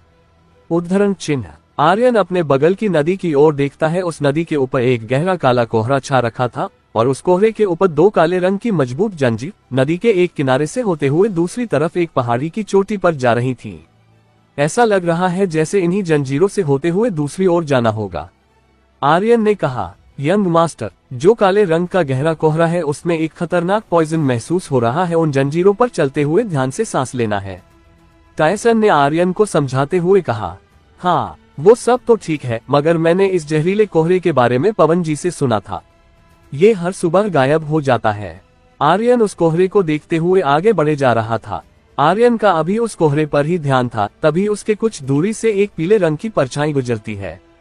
अचानक उस पर एक अटैक होता है। आर्यन का ध्यान भले ही नदी की ओर थे, मगर उसके सेंस कमाल के थे। उसने तुरंत अटैक को भांप लिया और उसे 2 उंगलियों से पकड़ लिया। आर्यन पर अटैक बिजली की स्पीड से आते हुए एक सफेद रंग के पंख से हुआ था, जो दिखने में किसी हंस के दूध जैसे सफेद रंग का था। तभी एक प्यारी सी मधुर आवाज आती है जो सुनने में किसी छोटी लड़की की सुनाई पड़ रही थी। तुम ही legendary sword king Aarav Singh के बेटे हो ना, आर्यन सिंह? आवाज की दिशा में देखने के बाद पता लगता है कि वो एक छोटी लड़की थी, जिसने सफेद हल्के पीले रंग के कपड़े पहने हुए थे। उसके गहरे थोड़े सुनहरे रंग के सिल्की बाल हवा में लहरा रहे थे। उसका दूध जैसा गोरा रंग उसे बहुत सुंदर और प्यारी छोटी लड़की बना रहे थे। छोटी लड़की किसी तितली की तरह फुदकते हुए वहां पर प्रकट हुई थी, जिसके चारों तरफ सुनहरे चमकते हुए पंख दिखाई दे रहे थे। तुम्हारे हाथ बहुत तेज है और तुम अभी भी यंग दिख रहे हो। क्या तुम भी 16 साल के हो, मिस जिया की तरह? छोटी लड़की ने किसी बच्चे की तरह चहकते हुए पूछा। ये छोटी लड़की अभी भी एक बच्ची है, मगर इसकी शक्तियां, वो तो गोस्ट रेल्म के पीक पर है। बहुत ही टैलेंटेड, बहुत ही खास। आर्यन हैरानी भरे भावों से उस छोटी लड़की को देख सोच रहा था। उस छोटी लड़की के भाव बदल गए और उसके प्यारे चेहरे पर गुस्सा दिखने लगा। मैंने तुमसे कुछ पूछा था, लेकिन तुमने उसका कोई जवाब नहीं दिया। छोटी लड़की ने गुस्से में अपनी मुट्ठियां बंद करते हुए कहा, तुमको सबक सिखाना होगा। छोटी लड़की ने अपने हाथों में शक्तियां भरी और आर्यन को मुक्का मारने के लिए आगे बढ़ी। जैसे ही उस छोटी लड़की ने अपने छोटे छोटे हाथों से शक्तियों भरा मुक्का आर्यन को मारा, आर्यन ने उस मुक्के को अपने एक ही हाथ से रोक दिया। भले ही उस छोटी लड़की की शक्तियां गोस्ट रेल्म की हो, मगर आर्यन अब हेल रेल्म के पीक पर पहुंच चुका था, जिसका साफ मतलब था वो बस आधा कदम दूर था हेवनली रेल्म में पहुंचने से। भला एक छोटी लड़की गोस्ट रेल्म की शक्तियों की मदद से आर्यन को कैसे चोट पहुंचा सकती थी? छोटी लड़की को अपनी शक्तियों पर बहुत गुरूर था, मगर अपने वार को एक हाथ से बिना किसी परेशानी के विफल होता देख उसके चेहरे के गुस्से वाले भाव हैरानी में बदल गए। मगर गुरूर के चलते वो कहाँ आर्यन से हार मानने वाली थी। उसने फिर आर्यन पर वार करना जारी रखा। कभी मुकों से वार करती तो कभी पैरों से वार करती, मगर आर्यन तो उसके हर एक वार को बड़ी ही सहजता से विफल कर रहा था। वो अपनी जगह से एक कदम भी नहीं हिला था। छोटी लड़की ने जब ये देखा तो उसके चेहरे के भाव सख्त हो गए और उसने अपने सबसे शक्तिशाली अटैक को करने की सोची। छोटी लड़की हवा में उड़ती है और एक टेक्निक कास्ट करती है। उस टेक्निक के कास्ट होते ही वहां हजारों की तादाद में सुनहरे रंग से चमकते हुए पंख दिखाई देने लगते हैं और वो उन सभी से आर्यन पर अटैक कर देती। लेकिन उन बिजली की स्पीड में पंखों को अपनी ओर आते देख भी आर्यन के पैर तक नहीं हिले और उसने खड़े खड़े ही सभी सुनहरे पंखों को एक ही वार से नष्ट कर दिया। तभी उसने एक कदम आगे बढ़ाया और किसी तूफान की स्पीड से पल भर में उस छोटी लड़की के पास पहुंच गया और उसने फिर उस छोटी लड़की पर एक मुक्का से वार किया। पहले से ही अपने शक्तिशाली अटैक को विफल होने से हैरान छोटी लड़की उस मुक्के को अपनी ओर आते देख घबराहट से उसकी आंखें चौड़ी होकर फैल जाती हैं। लेकिन अगले ही पल आर्यन का मुक्का उसकी आंखों के सामने आकर रुक जाता है। बहुत तेज छोटी लड़की ने हैरानी और घबराहट के मिले जुले भावों से कहा। उसकी सुनहरी रंग की आंखें किसी बिल्ली की तरह बड़ी बड़ी हो रखी थी। आर्यन ने जब उसकी आवाज सुनी, उसने उसके माथे पर एक उंगली मारी। नटखट लड़की, तुमने खुद ही नहीं कहा मैं लेजेंडरी स्वॉर्ड किंग का बेटा हूँ? फिर तुमने कैसे मान लिया मुझे तुम इतनी आसानी से हरा सकती हो? वैसे तुम हो कौन? आर्यन ने उस छोटी लड़की से पूछा जो उसके उंगली मारने से अपने माथे को सहला रही थी।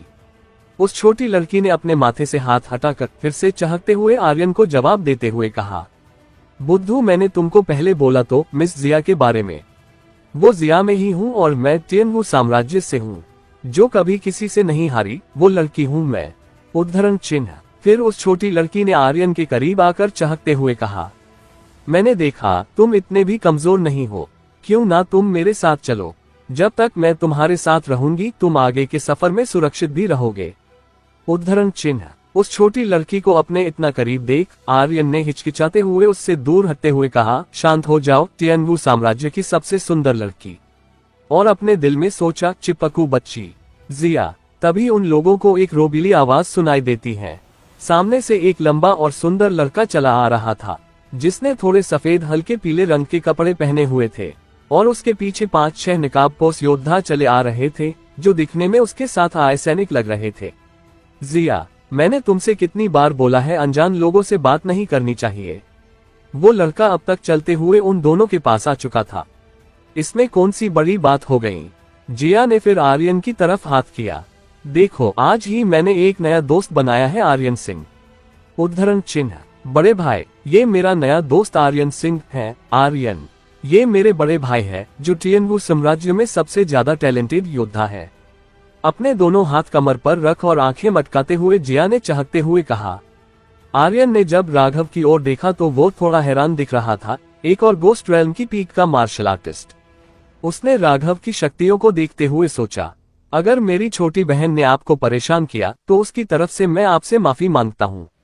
राघव ने कहा, चलो अब चलते हैं। राघव ने जबरदस्ती जिया का हाथ पकड़ा और उसे वहां से खींचकर लेकर जाने लगा। भाई, आप क्या कर रहे हैं? मुझे दर्द हो रहा है। अपनी पकड़ थोड़ी ढीली करो। राघव ने कुछ दूर जाने के बाद जिया का हाथ छोड़ा और उसे गुस्सा करते हुए डांटा। जिया, तुम एक लड़की हो, तुम्हें ऐसे बच्चों की तरह बर्ताव नहीं करना चाहिए। मैं अगली बार तुम्हारी ऐसी गलती माफ नहीं करूंगा, राघव ने कहा। मगर जिया ने तो गुस्से में मुंह फुला लिया। मैंने बस एक दोस्त ही तो बनाया, उसमें क्या गलत है? वैसे भी आर्यन बहुत टैलेंटेड है और एक अच्छा इंसान भी है, क्यों ना आप भी उनसे दोस्ती कर लो। उद्धरण चिन्ह। तुम्हें दूसरे लोगों की शक्तियों की परवाह नहीं करनी चाहिए। हम लोग इस वक्त दिव्य पहाड़ी की दुनिया में हैं, हमें यहाँ से जल्दी निकलना होगा, वरना टाइम कब बीत जाएगा पता भी नहीं लगेगा, राघव ने कहा। आह, मुझे नहीं जाना जल्दी, इसलिए बड़े भाई मुझे आप बिल्कुल भी पसंद नहीं है। मिस जिया, आपके बड़े भाई आपसे सही कह रहे हैं, इसमें आप ही की भलाई है। एक लड़का सामने से चलते हुए आ रहा था, जिसके हाथ में एक चाइनीज पंखा था और उसके पीछे काले कपड़े पहने कुछ योद्धा दिखाई थे। मैंने यहाँ पर थोड़ी देर कल्टीवेशन की, क्योंकि यहाँ की सोल एनर्जी बहुत फायदेमंद है, इसलिए मिस जिया आपको भी दूसरे को छोड़ अपनी कल्टीवेशन पर ध्यान देना चाहिए, उस अनजान लड़के ने जिया से कहा। डरपोक, जिया ने कहा। मिस जिया, हम लोगों को यहाँ से निकलना चाहिए, वरना समय निकल जाएगा, अनजान लड़के ने कहा। तुम भागो यहाँ से चिपकू कहीं के, चलो भागो। उद्धरण चिन्ह। फिर कुछ देर बाद राघव, जिया और उनके सैनिक नदी किनारे आते हैं और जहरीली धुंध को नजरअंदाज कर जंजीरों पर चढ़ जाते हैं। जैसे ही जिया उन पतली जंजीरों पर चढ़ी, उसका बैलेंस बिगाड़ने लगा था, मगर अगले ही पल उसने खुद को संभाल लिया। इसमें कोई शक नहीं, ये पतली जंजीरों का रास्ता इतना खतरनाक है, यहाँ तो आप जहरीली धुंध की वजह से खुलकर सांस भी नहीं ले पाते। अगर कोई गोस्ट रेल्म से कम का मार्शल आर्टिस्ट होता वो तो कब का मर जाता। उद्धरण चिन्ह। दिव्य पहाड़ी का एक रूल था, जो मार्शल आर्टिस्ट गोस्ट रेल्म से कम का था, वो दिव्य पहाड़ी में अंदर नहीं जा सकता था, क्योंकि वो यहाँ सरवाइव ही नहीं कर पाता और इन जंजीरों को पार करने में ही अपनी जान गंवा बैठता। जिया आंखें बंद करती है, फिर अपनी मार्शल सॉल को बुलाती है। उसके मार्शल सॉल को बुलाती ही वहाँ एक गुलाबी और सुनहरी रंग की बड़ी फीनिक्स बर्ड दिखाई देती है। जिया फिर अपनी मार्शल सॉल की शक्तियों को खुद से एक करती है। उस मार्शल सॉल की शक्तियां जिया की रगों में बहने लगती है और वो पहले से ज्यादा शक्तिशाली भी दिखने लगती है। आखिर अचानक जिया इतनी शक्तियों को अपने अंदर क्यों बहाने जा रही थी? क्या आर्यन पार कर पाएगा इन शक्तिशाली जंजीरों को? आखिर कैसा होने वाला है आर्यन के दिव्य पहाड़ी का सफर? जानने के लिए बने रहे हमारी कहानी स्पिरिट वर्ल्ड के साथ, सिर्फ और सिर्फ हमारे चैनल रोजवर्स पर। आज के लिए इतना ही, नेक्स्ट एपिसोड फिर मिलते, तब के लिए बाय बाय। जब जिया की शक्तियां बढ़ गई, उसके शरीर से एक शक्तियों की लहर निकलती है, जो इस बात संकेत थी जिया की मार्शल सॉल अच्छे से उसके शरीर के साथ एक हो गई। आखिरकार अब मुझे ठीक लग रहा है, जिया ने अपने हाथों की उंगलियां चटकाई। जिया फिर चहकते हुए जंजीरों पर आगे बढ़ने लगती हैं, क्योंकि अब जहरीले कोहरे का उस पर कोई असर नहीं हो रहा था। उसकी शक्तियों और मार्शल सॉल को देख उस चाइनीज पंखे वाले लड़के ने हैरान होते हुए सोचा, कितनी खतरनाक रहस्यमयी बर्ड सॉल है। वाक्य इस लड़की में कुछ तो खास बात है। अगर मैं इसे अपना बना लूं, मुझे TNW साम्राज्य में इज्जत और शोहरत की कोई कमी नहीं होगी। फिर वो अजीब तरह से मुस्कुराने लगता है। उस गुलाबी फियोनिक्स बर्ड जैसी दिखने वाली मार्शल सॉल को देख आर्यन उलझन में था। ये किस तरह की मार्शल सॉल है? उसे देख मुझे कुछ अलग सा महसूस क्यों हुआ? उसने कुछ अजीब महसूस करते हुए कहा।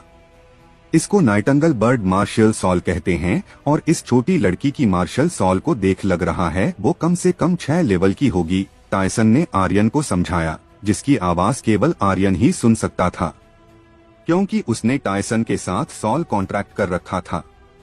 टायसन की बात समझते हुए उसने सोचा, नाइटिंगेल, क्या मेरी फियोनिक्स सॉल उससे किसी तरह से संबंधित हैं? फियोनिक्स बर्ड हजारों प्राचीन होली बर्ड्स का किंग है। नाइटिंगेल बर्ड भी उन्हीं में से 4 सबसे शक्तिशाली होली बर्ड्स में से एक है। अगर पूर्वजों की माने तो उन चारों शक्तिशाली बर्ड्स की ब्लड लाइन एक ही थी। आर्यन अभी सोच ही रहा था, तभी उसे कुछ खतरनाक शक्ति उन लोगों को अप्रोच करती हुई महसूस होती है। अचानक नदी से उछलते हुए एक अजीब सा दिखने वाला जानवर, जिसका नीचे का आधा शरीर मछली जैसा और ऊपर का आधा शरीर किसी जानवर जैसा, उन काली जंजीरों पर आ जाता है जिन पर आर्यन, जिया और बाकी के सभी मार्शल आर्टिस्ट चल रहे थे। पानी का राक्षस उस अजीब जानवर को देख एक मार्शल आर्टिस्ट ने चिल्लाते हुए कहा। वो पानी का राक्षस इस वक्त सबसे ज्यादा करीब जिया के था, तो वो राक्षस अजीबोगरीब आवाजें निकालते हुए उसी की ओर बढ़ने लगता है। अपनी ओर आते उस पानी के राक्षस को देख जिया घबराई नहीं और उससे लड़ने को तैयार हो गई। पानी के राक्षस ने जिया के करीब आते ही उस पर हमला कर दिया। उसको हमला करता देख जिया गुस्सा करते हुए बोली, बदबूदार गंदे जानवर, तेरी इतनी हिम्मत जो तू TNW साम्राज्य की सबसे सुंदर लड़की पर अटैक करे। जिया ने अपनी नाइटिंगेल बर्ड सॉल बुलाई और उस पानी के राक्षस पर अटैक कर दिया। बदबूदार जानवर, अब मेरी नाइटिंगेल बर्ड की फायर का मजा चख, आया बड़ा कहीं का, जो मुझे खाकर चखने चला था। नाइटिंगेल बर्ड जोर से चिंगाड़ता है और उसके मुंह से एक फायर की बीम निकल उस पानी के राक्षस से जा टकराती है। उस फायर की बीम से उसका शरीर किसी भुने हुए मुर्गे की तरह झुलस जाता है और वो नीचे पानी में जा गिरता है। जिया, तुम्हें बिना सोचे समझे फाइट नहीं करनी चाहिए, हमें पहले यहाँ से निकलना चाहिए। जिया को अपनी शक्तियाँ बेफालतू खर्च करते देख राघव ने उसे समझाया। फिर से वो लोग आगे बढ़ने लगते हैं। आर्यन भी उनसे कुछ ही मीटर पीछे चल रहा था। तभी वहां पर 10-12 काले कपड़े पहने नकाबपोश योद्धा आते हैं, जो अभी अभी ही उन काली जंजीरों पर चढ़े थे। इस वक्त उन जंजीरों पर जिया, राघव और उसके आदमी सबसे आगे चल रहे थे। उनके पीछे वो अनजान चाइनीज पंखे वाला लड़का और उसके आदमी, उनसे कुछ मीटर पीछे आर्यन और सबसे पीछे वो अभी अभी आए नकाबपोश योद्धा। उन नकाबपोश योद्धाओं को आर्यन ने भी आते हुए महसूस कर लिया था, मगर उसने उन पर ज्यादा ध्यान न देते हुए आगे चलना जारी रखा, क्योंकि उसका पूरा ध्यान नदी पर था। जरूर इस नदी में और भी राक्षस होंगे जो पिछले वाले से भी ज्यादा ताकतवर होंगे, वो सोचते हुए चल रहा था।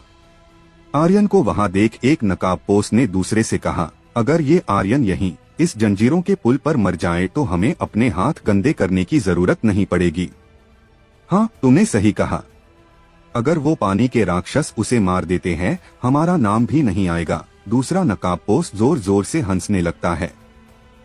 यह सभी नकाबपोश वही योद्धा थे जिन्हें हरीश चंद्र ने आर्यन को मारने भेजा था, लेकिन उनके इरादों से अनजान आर्यन कुछ और पानी के राक्षसों की शक्तियां महसूस करता है, जिन्हें महसूस करते ही वो अपने स्वार्ड इंटेंट को रिलीज करता है। उसके स्वार्ड इंटेंट रिलीज होते ही उसकी आंखों में एक पल के लिए जलती हुई आग दिखाई देती है। आर्यन फिर किसी बिजली की स्पीड में वहां से भागने लगता है, लेकिन तभी अचानक नदी से 3 पानी के राक्षस निकलकर उसके सामने आ जाते हैं, जो पिछले वाले से अधिक शक्तिशाली थे। इतना ही नहीं, तभी एक और राक्षस नदी से उछलता हुआ आर्यन के सामने जंजीरों पर आ जाता है, जो दिखने में किसी कछुए की तरह था। जंजीरों पर आते ही वो कछुए जैसा राक्षस आर्यन पर अटैक कर देता है, लेकिन आर्यन उसके वार से बच जाता है। अपने वार को खाली जाता देख वो राक्षस गुस्से में अजीबोगरीब आवाज निकालते हुए चिल्लाता है और आर्यन पर लगातार वार करने लगता है, लेकिन आर्यन उसके हर एक वार से बच रहा था। उसके लगातार अटैक करने से परेशान होकर आर्यन ने अपनी कमर में लटकी तलवार से कहा, टायसन अब तुम्हारी बारी। ठीक है यंग मास्टर। तभी आर्यन की कमर में लटकी तलवार से एक चकाचौंध करने वाली नीली रोशनी निकली और उसके शरीर में फैलते हुए हाथ से निकलती है, जिसे देख सबको यही लगता आर्यन अपने हाथ से शक्ति बाहर निकाल रहा है। उस नीली रंग की रोशनी की शक्तियों को महसूस कर सभी नकाबपोश दंग थे। उनके माथों से पसीना टपकने लगा था। उस नीली रोशनी के आर्यन के हाथों से निकलते ही वो सीधा जाकर उस कछुए जैसे राक्षस से जा टकराती ही उसके टकराने से राक्षस धूल बनकर गायब हो जाता है। आर्यन फिर अपनी निर्वाणा फायर को बाहर निकालता है। जैसे ही निर्वाणा फायर उसके शरीर से बाहर निकलती है, चारों ओर गर्म शक्तियों का एहसास होने लगता है। और इतना ही नहीं, एक गर्म शक्तियों की लहर बाहर निकल उन तीनों मछली जैसे दिखने वाले पानी के राक्षसों से जा टकराती हैं। उसके टकराने से वो तीनों राक्षस पल भर में धूल बन जाते हैं। दूसरी तरफ उस लहर से निकली शक्तियों से नकाबपोश योद्धा भी एक एक कदम पीछे हो जाते हैं और तीन खतरनाक राक्षसों को एक साथ धूल में बदलता देख उनकी आंखें फटकर बाहर निकलने ही वाली थी। अगर उन लोगों ने नकाब नहीं पहना होता तो उनके चेहरे का उड़ा हुआ रंग साफ साफ देखा जा सकता था। जब जिया ने निर्वाणा फायर की शक्तियों को महसूस किया, वो उलझन में दिख रही थी। मुझे ऐसा क्यों लग रहा है उस फायर का ऑरा मेरी फायर के ऑरा की तरह है। आर्यन को तीन मछली जैसे दिखने वाले और एक कछुआ जैसा राक्षसों को बिना किसी परेशानी की मारता देख उन सभी नकाबपोश की हालत गंभीर थी। भाई बल्लू, क्या हम अभी भी आर्यन पर अटैक करने वाले हैं? एक नकाबपोश योद्धा ने दूसरे नकाबपोश योद्धा से पूछा। उम्मा तुमने देखा नहीं, उसने एक ही वार से 4 राक्षस को मार दिया, बल्लू बोला। वो अभी भी आर्यन की शक्तियों देख घबराया हुआ था। पर हमें मास्टर ने हुक्म दिया था, हमें किसी भी हालत में उसको मारना होगा, वरना हम मारे जाएंगे, एक तीसरा नकाबपोश योद्धा बोला। भले ही वो यह सब कह रहा था, मगर डर तो उसके चेहरे पर भी दिख रहा था। यहाँ बहुत सारे खतरनाक पानी के राक्षस हैं, अगर हमने आर्यन से मुकाबला करा तो उनसे भी निपटना पड़ेगा। और आर्यन की शक्तियों को देखा जाए तो हम उसके साथ मुकाबला करते वक्त उन राक्षसों से नहीं निपट सकते, ऐसे में हम लोग ही मारे जाएंगे। इसलिए हम पहले इस जंजीर पुल को पार कर ले, फिर उसको अकेला पाकर हमला करेंगे। एक चौथे नकाबपोश ने उनको सलाह देते हुए कहा। इस बात पर सभी नकाबपोश योद्धा सहमत हो जाते हैं और जंजीर पुल को पार करने के बाद आर्यन पर हमला करने की सोचते हैं। वहीं दूसरी तरफ जिया, राघव और आर्यन सभी लोग जंजीर पुल पार कर चुके थे। आर्यन ने एक नजर पीछे मुड़कर देखा तो उसकी एक पल के लिए नजर उन 10 नकाबपोश योद्धाओं पर गई जो उसे मारने की सोच रहे थे, लेकिन फिर वो मुड़ा और आगे बढ़ने लगा। अब तक 8 योद्धा उन पानी के राक्षसों द्वारा मारे जा चुके हैं और लगभग 70 योद्धाओं ने जंजीर पुल को पार करा। वो 8 योद्धा किसी भी सूरत में हेल रियल्म के मार्शल आर्टिस्ट से कम नहीं होंगे, लेकिन फिर भी मारे गए। सच में ये दिव्य पहाड़ी खतरनाक तो हैं। आर्यन आगे बढ़ते हुए सोच रहा था। उस जंजीर पुल को पार करने के बाद सभी लोग एक प्राचीन से दिखने वाले दरवाजे के सामने पहुंचते हैं, जो कम से कम 100 फुट ऊंचा और मजबूत पत्थर से बना हुआ था, जिसे पर बड़े बड़े अक्षरों में दिव्य दरवाजा लिखा हुआ था। दिव्य दरवाजा। पूर्वजों के मुताबिक इस दिव्य दरवाजे के पीछे एक प्राचीन गॉड्स का कबीला रहता था, जो अचानक यहाँ से कहीं गायब हो गया। जिया ने उदासीन भाव से कहा, जैसे उसे उन लोगों के लिए बुरा लग रहा हो। राघव दिव्य दरवाजे के करीब जाता है। इस दिव्य दरवाजे के पीछे एक फॉर्मेशन बनी हुई है, जो शायद उन्हीं प्राचीन गॉड्स द्वारा बनाई गई थी, जिसे पार करने के ट्रू एसेंस की जरूरत पड़ती है। फिर उसने दिव्य दरवाजे को एक हाथ से छुआ। उसके छूते ही उसमें एक बड़ा सा पोर्टल जैसा हॉल बन जाता है। उस हॉल के बनते ही चलो आ जाओ, राघव ने जिया, आर्यन और अपने सभी सैनिकों को इशारा किया। राघव का इशारा पाते ही सभी लोग आगे बढ़ने लगते हैं और उस पोर्टल जैसे हॉल में घुस जाते हैं। वहाँ का सारा खजाना मेरा है, मैं किसी को कुछ नहीं लेने दूंगा। जंजीरों पर भागते हुए उन नकाबपोश में से एक योद्धा जोर से चिल्लाया। दूसरी तरफ दिव्य दरवाजे के अंदर चारों तरफ टूटे फूटे झज्जर पड़े मकान दिखाई पड़ रहे थे। यहाँ पर सारे घर, दुकान, सब कुछ टूटा हुआ है, मगर धरती और स्वर्गीय ट्रू एसेंस बाहर के मुकाबले यहाँ दुगना महसूस हो रहा है।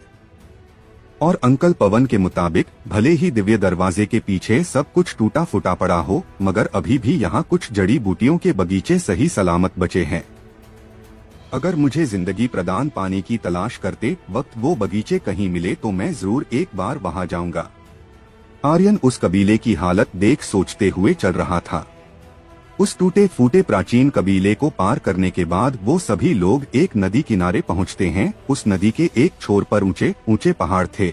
शायद वो नदी उन्हीं पहाड़ों के बीच कहीं से निकल रही थी और उन्हीं पहाड़ों की जड़ों में एक बड़ा सा बगीचा दिख रहा था, जहां से एक मनमोहक खुशबू निकल सबको मंत्रमुग्ध कर रही थी। उस मंत्रमुग्ध करने वाली खुशबू को सूंघ राघव बोला, वाह क्या खुशबू है, यह जरूर एक दिव्य जड़ी बूटी बगीचा होगा, चलो एक बार चल कर देखते हैं। उसकी बात मानकर सभी लोग दिव्य जड़ी बूटी बगीचे की तरफ बढ़ने लगते हैं। कुछ देर चलने के बाद वो सभी लोग दिव्य जड़ी बूटी बगीचे के पास पहुंच जाते हैं।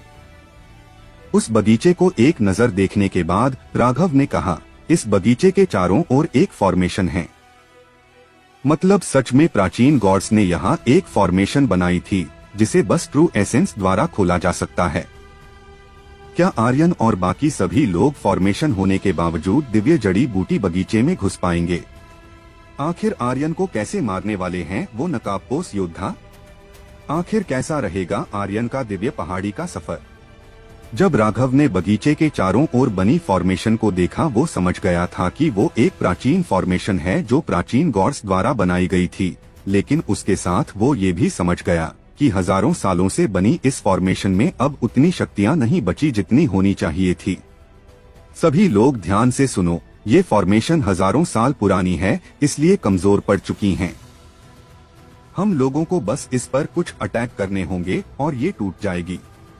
ये सुनकर सभी ने राहत की एक गहरी सांस ली। फिर सभी मिलकर उस फॉर्मेशन को तोड़ने के लिए अटैक करने लगते हैं।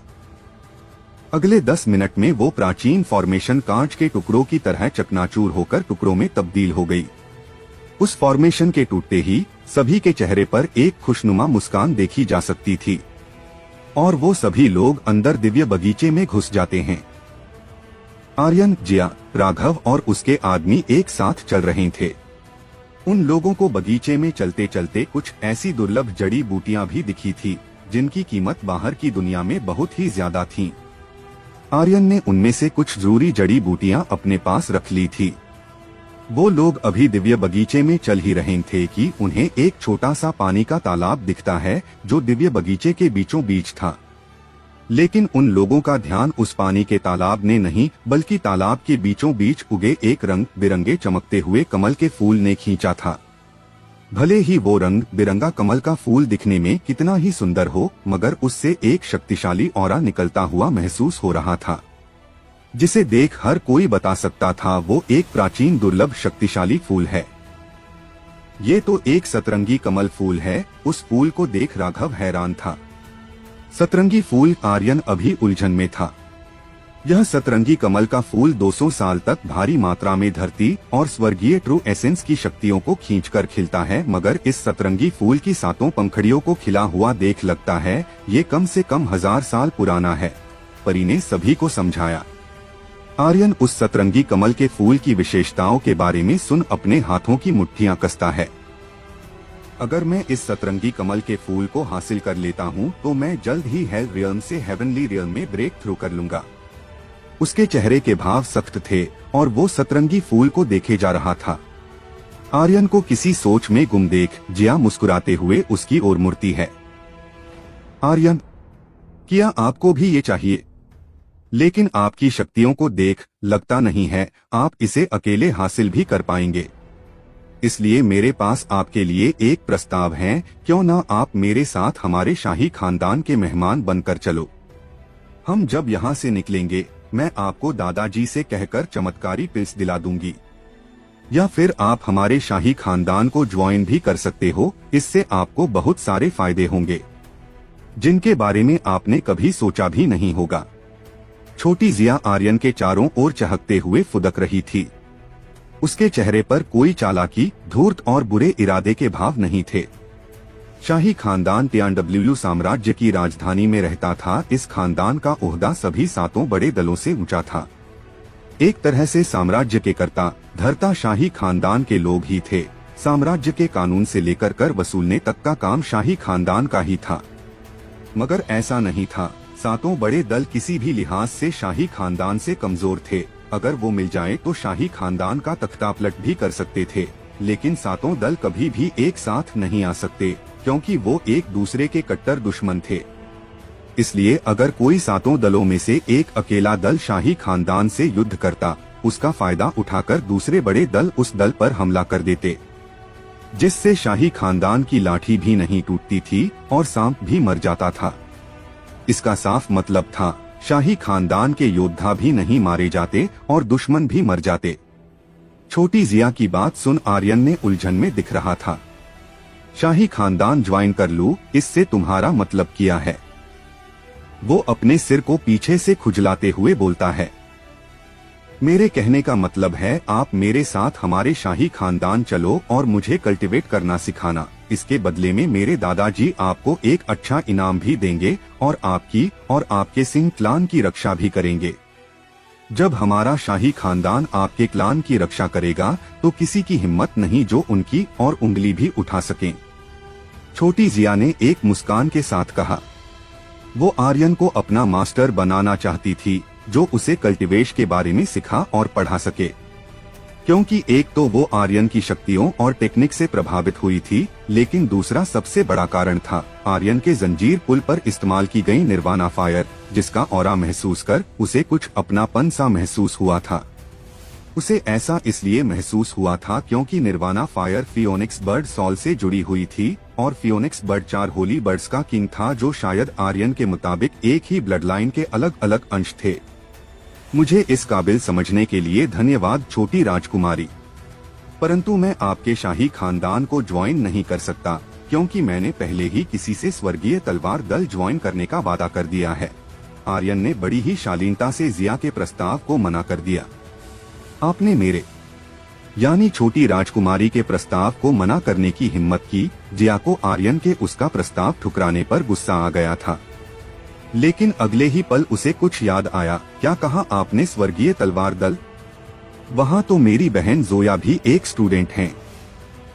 जिया ने फिर से एक बार खुश होते हुए और चहकते हुए आर्यन से कहा, हम जब अगली बार मिलेंगे मैं आपको उससे जरूर मिलवाऊंगी, क्योंकि वो सुंदर और खूबसूरत लड़की होने के साथ साथ एक बेहतरीन तलवारबाज भी है। वो बहुत शक्तिशाली है। जोया आर्यन ने सोचा। मिस जिया, अगर आर्यन नहीं चाहता तो उससे ज्यादा बात करने का कोई फायदा नहीं।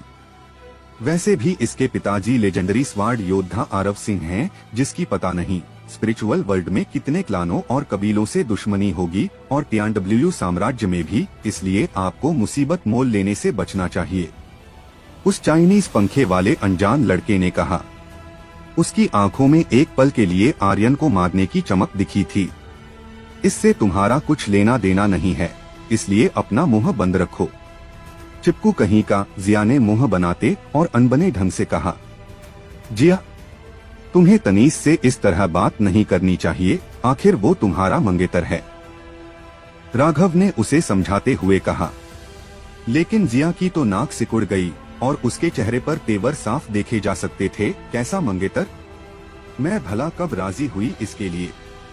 और हाँ, दूसरी बात, दादाजी ने मुझसे कहा था मैं अपने लिए खुद पति ढूंढ सकती हूँ। फिर वो गुस्से में चलते हुए तनीस के पास जाती है और उसकी ओर उंगली करती है। और इस जैसे धूर्त और नाकारा लड़के से मैं शादी करूंगी? सपने में भी नहीं। फिर वो राघव की ओर पलटती है। मेरा पति? वो तो एक शूरवीर योद्धा होगा। तुम बदमाश लड़की, तुमसे सीखें कोई रिश्ते खराब करना, राघव ने उसको प्यार से डांटते हुए कहा। पीछे खड़े तनीस का चेहरा सख्त हो गया था। इस शादी का प्रस्ताव हमारे थापा खानदान के बुजुर्गों ने रखा था, जिसके लिए वो बूढ़ा राजा तैयार भी हो गया था। मगर अब इस जिया ने मुझे ठुकरा दिया। कहीं ये सब इस आर्यन की वजह से तो नहीं? उसकी आंखें सिकुड़ जाती हैं। तनीस फिर हंसते हुए आगे बढ़ता है।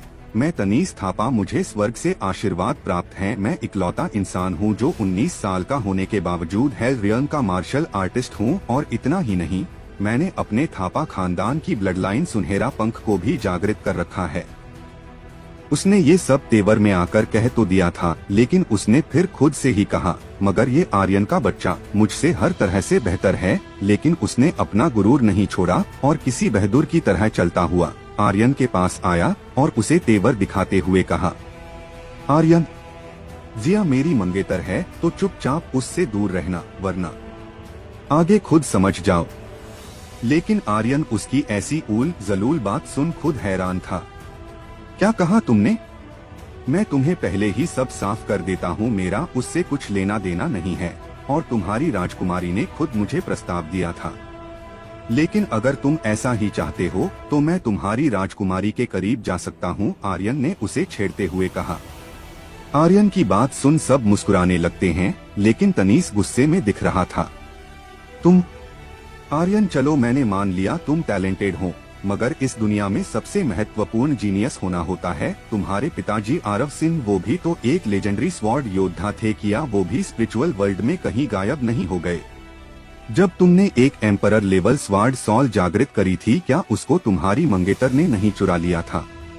और आखिर तुम जिया को दे ही क्या सकते हो, सिवाय कभी ना खत्म होने वाली परेशानियों के।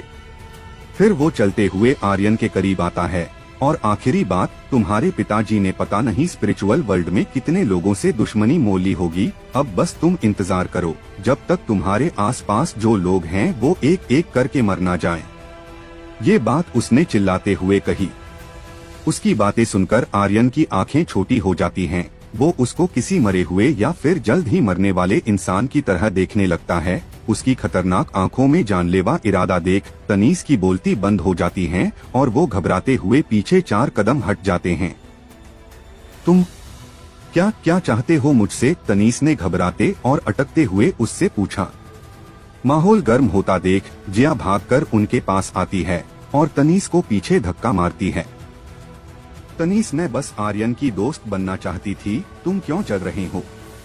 वैसे भी तुम जैसे भद्दे और बदबूदार बेकार इंसान ने कैसे सोच लिया मेरी जैसी खूबसूरत लड़की तुम्हें पसंद करेगी? जिया ने तनीस की बेइज्जती करने की कोई कमी नहीं छोड़ी। फिर वो आर्यन की तरफ देखकर मुस्कुराई। आर्यन, आपको फिक्र करने की कोई जरूरत नहीं, उसने ऐसे कहा जैसे वो 2-3 देशों की महारानी हो। आर्यन तनीस की ओर आगे बढ़ता, जिसको अभी जिया ने धक्का देकर पीछे धकेल दिया था। तनीस, तुम्हें पता है, जब आसमान छूटे हुए बांस पर कोई हंसता है, उस पर हंसने से कुछ फर्क नहीं पड़ता, क्योंकि उसे पता होता है उसकी तरह कोई ऊंची उड़ान नहीं भर सकता। फिर उसने एक नजर जिया की ओर देखा और उसे आगे जलाने के लिए कहा, वैसे भी जब आपकी रक्षा करने के लिए एक खूबसूरत राजकुमारी हो तो फिर जीने में अलग ही मजा है। आर्यन की ऐसी बात सुन जिया के गाल टमाटर की तरह लाल हो जाते हैं और उसने शर्माकर अपने सिर को खुजलाते हुए तनीस से कहा, वैसे भी मैं तुम जैसे घटिया सोच वाले इंसान की फिक्र क्यों करने लगी? इससे अच्छा मैं एक पालतू जानवर पाल लूंगी। उन लोगों को आपस में झगड़ता देख राघव ने मजबूरी में अपना सिर हिलाया और तालाब की ओर आगे बढ़ते हुए कहा, जिया, झगड़ना बंद करो, भाई सतरंगी फूल लेने जा रहा है। क्या आर्यन राघव को सतरंगी फूल लेने देगा या फिर उसके साथ होगा उसका कोई मुकाबला? क्या तनीस के पूर्वजों का रखा शादी का प्रस्ताव तोड़ देगी जिया? आखिर क्या होने वाला है इस कहानी का अगला पड़ा? राघव तुरंत उड़ते हुए तालाब के बीचों बीच खिले सतरंगी कमल फूल की ओर बढ़ने लगता है। उसको सतरंगी कमल फूल की तरफ बढ़ता देख वहां मौजूद दूसरे क्लास और कबीलों से आए 4 योद्धा भी उसकी ओर बढ़ने लगते हैं। उन योद्धाओं को अपने पीछे आते देख राघव अपनी उड़ने की स्पीड और तेज कर देता है। वो सतरंगी कमल फूल बस हमारा है, वो उनसे चिल्लाते हुए कहता है। तुम लोगों का उस पर कोई नाम नहीं लिख रहा, यह दिव्य बगीचा सबके लिए है। उन 4 योद्धाओं में से एक ने कहा। लेकिन इससे पहले वो लोग कुछ और आगे बढ़ पाते तभी उनके सामने तनीस आ जाता है। तुम लोगों की हिम्मत कैसे हुई शाही खानदान के मामले में दखल देने की?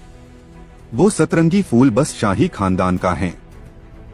तनीस कोई मौका नहीं छोड़ना चाहता था जिया और उसके भाई को खुश करने के लिए। वैसे भी वो चारों योद्धा ज्यादा ताकतवर नहीं थे। तनीस के एक वार करने से ही वो चारों कटी पतंग की तरह उड़ते हुए पीछे जाकर गिरते हैं। उनको देख कोई नहीं बता सकता था वो जीवित हैं या फिर मर गए।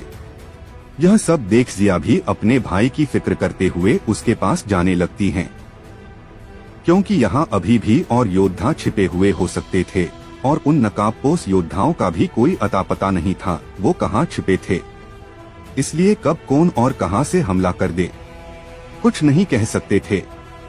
आर्यन जब उस सतरंगी कमल फूल वाले तालाब को ध्यान से देख रहा था उसे कुछ अजीब सा महसूस हुआ। अजीब ही नहीं बल्कि कुछ खतरनाक शक्तियां महसूस हुई थी।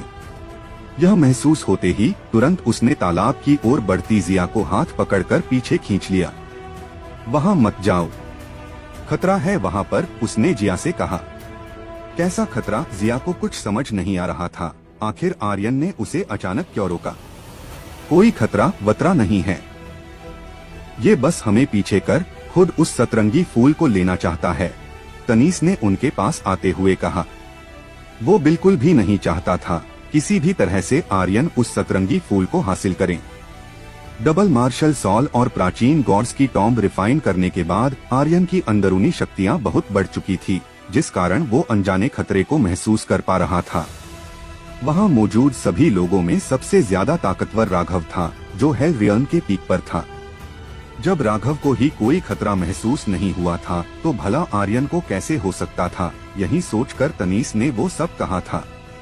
लेकिन आर्यन उन लोगों को कोई जवाब नहीं देता है। फिर वो लोग राघव की ओर देखने लगते हैं, जो अब तक उस सतरंगी फूल के पास पहुंच चुका था। मगर जैसे ही उसने फूल तोड़ने के लिए हाथ आगे बढ़ाया, एक अदृश्य खतरनाक शक्तियों की लहर उस फूल से निकलती है और सीधा जाकर राघव के हाथ से टकराती है। वो शक्तियों की लहर इतनी खतरनाक थी, राघव उड़ते हुए पीछे जाकर एक चट्टान से जा टकराता है। देखते ही देखते उस सतरंगी फूल के चारों ओर एक शक्तियों का कवच बन जाता है, जिसे देख राघव हैरान था। प्राचीन शक्ति कवच। राघव अभी उस प्राचीन शक्ति कवच को देख हैरान ही था कि तभी उसे अजीब सी लेकिन खौफनाक चिंगाड़ने की आवाजें सुनाई देती हैं। यह खौफनाक आवाजें उसी तालाब से आ रही थी। वो चिंगाड़ने की आवाजें और तेज होती गई और देखते ही देखते उस तालाब से कुछ मकड़ियां बाहर निकलती हैं, जिनका साइज किसी आदमखोर जानवर की तरह था और वो बर्फ से बनी हुई लग रही थी। उनका रंग बिल्कुल बर्फ की तरह सफेद और शरीर पारदर्शी था। बर्फीली मकड़ियां और इनकी शक्तियां किसी हेल रियल्म के योद्धा से कम नहीं। उन बर्फीली मकड़ियों को देख राघव को घबराहट महसूस होने लगी थी, लेकिन अपनी घबराहट को दूर कर वो जल्दी से तालाब के दूसरे किनारे पर खड़े सभी लोगों के पास जाता है और वहां पहुंच वो तुरंत अपने साथ आए सैनिकों को हुक्म देता है, जल्दी सभी लोग मेरे साथ मिलकर उन पर अटैक करो। अब तक वो बर्फीली मकड़ियां तालाब से बाहर निकल चुकी थी और इस वक्त उन्हीं लोगों की तरफ बढ़ रही थी। राघव अपने सैनिक योद्धाओं के साथ मिलकर उन पर अटैक कर देता है। वो अपनी मार्शल सॉल नाइटिंगेल बर्ड को बुलाता है, जो हूबहू जिया की मार्शल सॉल की तरह लग रही थी। ऐसा इसलिए था क्योंकि जिया राघव की छोटी बहन थी और राघव शाही खानदान का खून था। शाही खानदान की ब्लड लाइन वाले सभी लोगों के पास नाइटिंगेल बर्ड मार्शल सॉल होती थी। जैसे सभी क्लान्स, कबीलों और दलों के पास अपनी अपनी ब्लड लाइन की अलग अलग मार्शल सॉल होती है। राघव अपनी नाइटिंगेल बर्ड सॉल की फर्स्ट सॉल स्किल कास्ट करता है, बर्ड विंग स्लैश। तभी उसका एक हाथ सुनहरी रोशनी में चमकने लगता है और वो एक सुनहरे पंख में बदल जाता है, जो किसी तेज धार चाकू की तरह लग रहा था। फिर वो किसी बिजली की स्पीड से अपनी ओर बढ़ती 3 बर्फीली मकड़ियों में से एक पर उस सुनहरे पंख वाले हाथ से वार करता है, जिसके एक ही वार से वो बर्फीली मकड़ी पनीर की तरह 2 टुकड़ों में कट जाती हैं। बची 2 मकड़ियों में से एक पर उसके साथ आए 5 सैनिक योद्धा मिलकर अटैक करने लगते हैं। क्या मुझे भी उनकी मदद करनी चाहिए? तनीस खुद से ही पूछता है। उसे देख लग नहीं रहा था जैसे वो मदद करना चाहता था। बड़े भाई ध्यान से आखिरी बची बर्फीली मकड़ी को राघव की ओर बढ़ते हुए देख जिया जोर से चिल्लाती है। बची उस आखिरी बर्फीली मकड़ी को देख राघव अपनी नाइटेंगल बर्ड सॉल की दूसरी स्किल कास्ट करता है, बर्निंग स्काई। इसी के साथ नाइटेंगल बर्ड के मुंह से एक धधकती हुई आग की लहर निकलती है और सीधा उस बर्फीली मकड़ी की तरफ बढ़ती है। वो आग की लहर दिखने में इतनी खतरनाक लग रही थी जो आसमान को भी जलाकर राख कर दे। जैसे ही वो आग की लहर उस बर्फीली मकड़ी से टकराने वाली थी, वो बर्फीली मकड़ी अपने मुंह से कुछ बर्फ के टुकड़े निकाल उस आग की लहर पर वार करती हैं, जिनके टकराने से वहां एक जोरदार धमाका होता है और दोनों अटैक गायब हो जाते हैं। अपनी नाइटेंगल बर्ड सॉल की दूसरी स्किल को बेकार होता देख राघव हैरान दिख रहा था। नुकीली बर्फ का वार उसने बर्फीली मकड़ी के अटैक को देख कहा, ये बर्फीली मकड़ी पिछली वाली से ज्यादा ताकतवर है, इसका मतलब इसकी शक्तियां हेल रियल्म के पीक पर है। भाई ध्यान से जिया ने फिक्र करते हुए कहा, तुम लोग पीछे हट जाओ, ये बहुत खतरनाक है, राघव ने चिल्लाते हुए कहा। फिर वो अपनी शक्तियां बढ़ाते हुए एक और अटैक करता है, रेड फायर फेदर। इस अटैक के कास्ट होते ही वहां हजारों की तादाद में आग में जलते हुए बर्ड फेदर दिखाई देते और अगले ही पल वो सभी के सभी उस बर्फीली मकड़ी की ओर बढ़ने लगते हैं। फायर फेदर मेरे भाई का हुक्म का इक्का है, इनको नाइटेंगल बर्ड सॉल से मिलाने पर उनकी ताकत किसी हेवनली रियलम तक पहुंच जाती है। फायर फेदर्स को देख जिया ने मुस्कुराते हुए कहा, शाही खानदान का योद्धा कहलाने लायक तो हैं। मैंने सोचा नहीं था इसके पास कोई हुक्म का इक्का भी होगा। चलो अब इन फायर फेदर्स की वजह से वो मरेगा तो नहीं। लगता है अब मुझे जाने की जरूरत नहीं, तनीस ने एक टेढ़ी मुस्कान के साथ खुद से ही कहा। वहीं दूसरी तरफ राघव जल्दी से अपनी मार्शल सॉल नाइटेंगल बर्ड की तीसरी सॉल स्किल बर्निंग स्टॉर्म को कास्ट करता है। उसकी नाइटेंगल बर्ड अपने चारों पंख फैला लेती है और उसके पूरे शरीर से आग किसी तूफान की तरह निकलती है और उन फायर फेदर्स से जाकर मिलने लगती हैं। ओह वाक्य, ये तो एक शक्तिशाली फ्यूजन अटैक है, आर्यन ने उस अटैक की तारीफ करते हुए कहा। यंग मास्टर, क्या आप उसकी मदद नहीं करेंगे? बस ऐसे ही देखते रहेंगे? टायसन ने उससे पूछा। अगर तुम्हें उसकी इतनी ही फिक्र है तो तुम जा, आर्यन अभी बोल ही रहा था, तभी उसे अपने पीछे से बर्फीली मकड़ी की गुर्राने की आवाज आती है, जो तेजी से उसी के पास आ रही थी। पास आते ही उस बर्फीली मकड़ी ने अपने पैरों से आर्यन पर अटैक किया, लेकिन आर्यन उसको डोज कर देता है। अपना वार खाली जाता देख उस मकड़ी को गुस्सा आ जाता है और वो अपने सभी पैरों से उस पर वार करने लगती है। दूसरी तरफ जिया के पास भी एक बर्फीली मकड़ी आ चुकी थी, जिसे देखते ही उसने अपनी नाइटेंगल बर्ड सॉल की मदद से अटैक करा, लेकिन उस अटैक से बर्फीली मकड़ी पर कुछ असर नहीं हुआ और वो गुस्से में आकर अपने पैरों से जिया पर वार करने लगती हैं, जिनसे जिया बड़ी मुश्किल से बच रही थी। अब लगता है हालात थोड़े बिगड़ने लगे हैं, मुझे चलकर राघव की मदद करनी चाहिए, वो मेरे काम का बंदा है। तनीस ने अपना चाइनीज पंखा हिलाते हुए एक टेढ़ी मुस्कान के साथ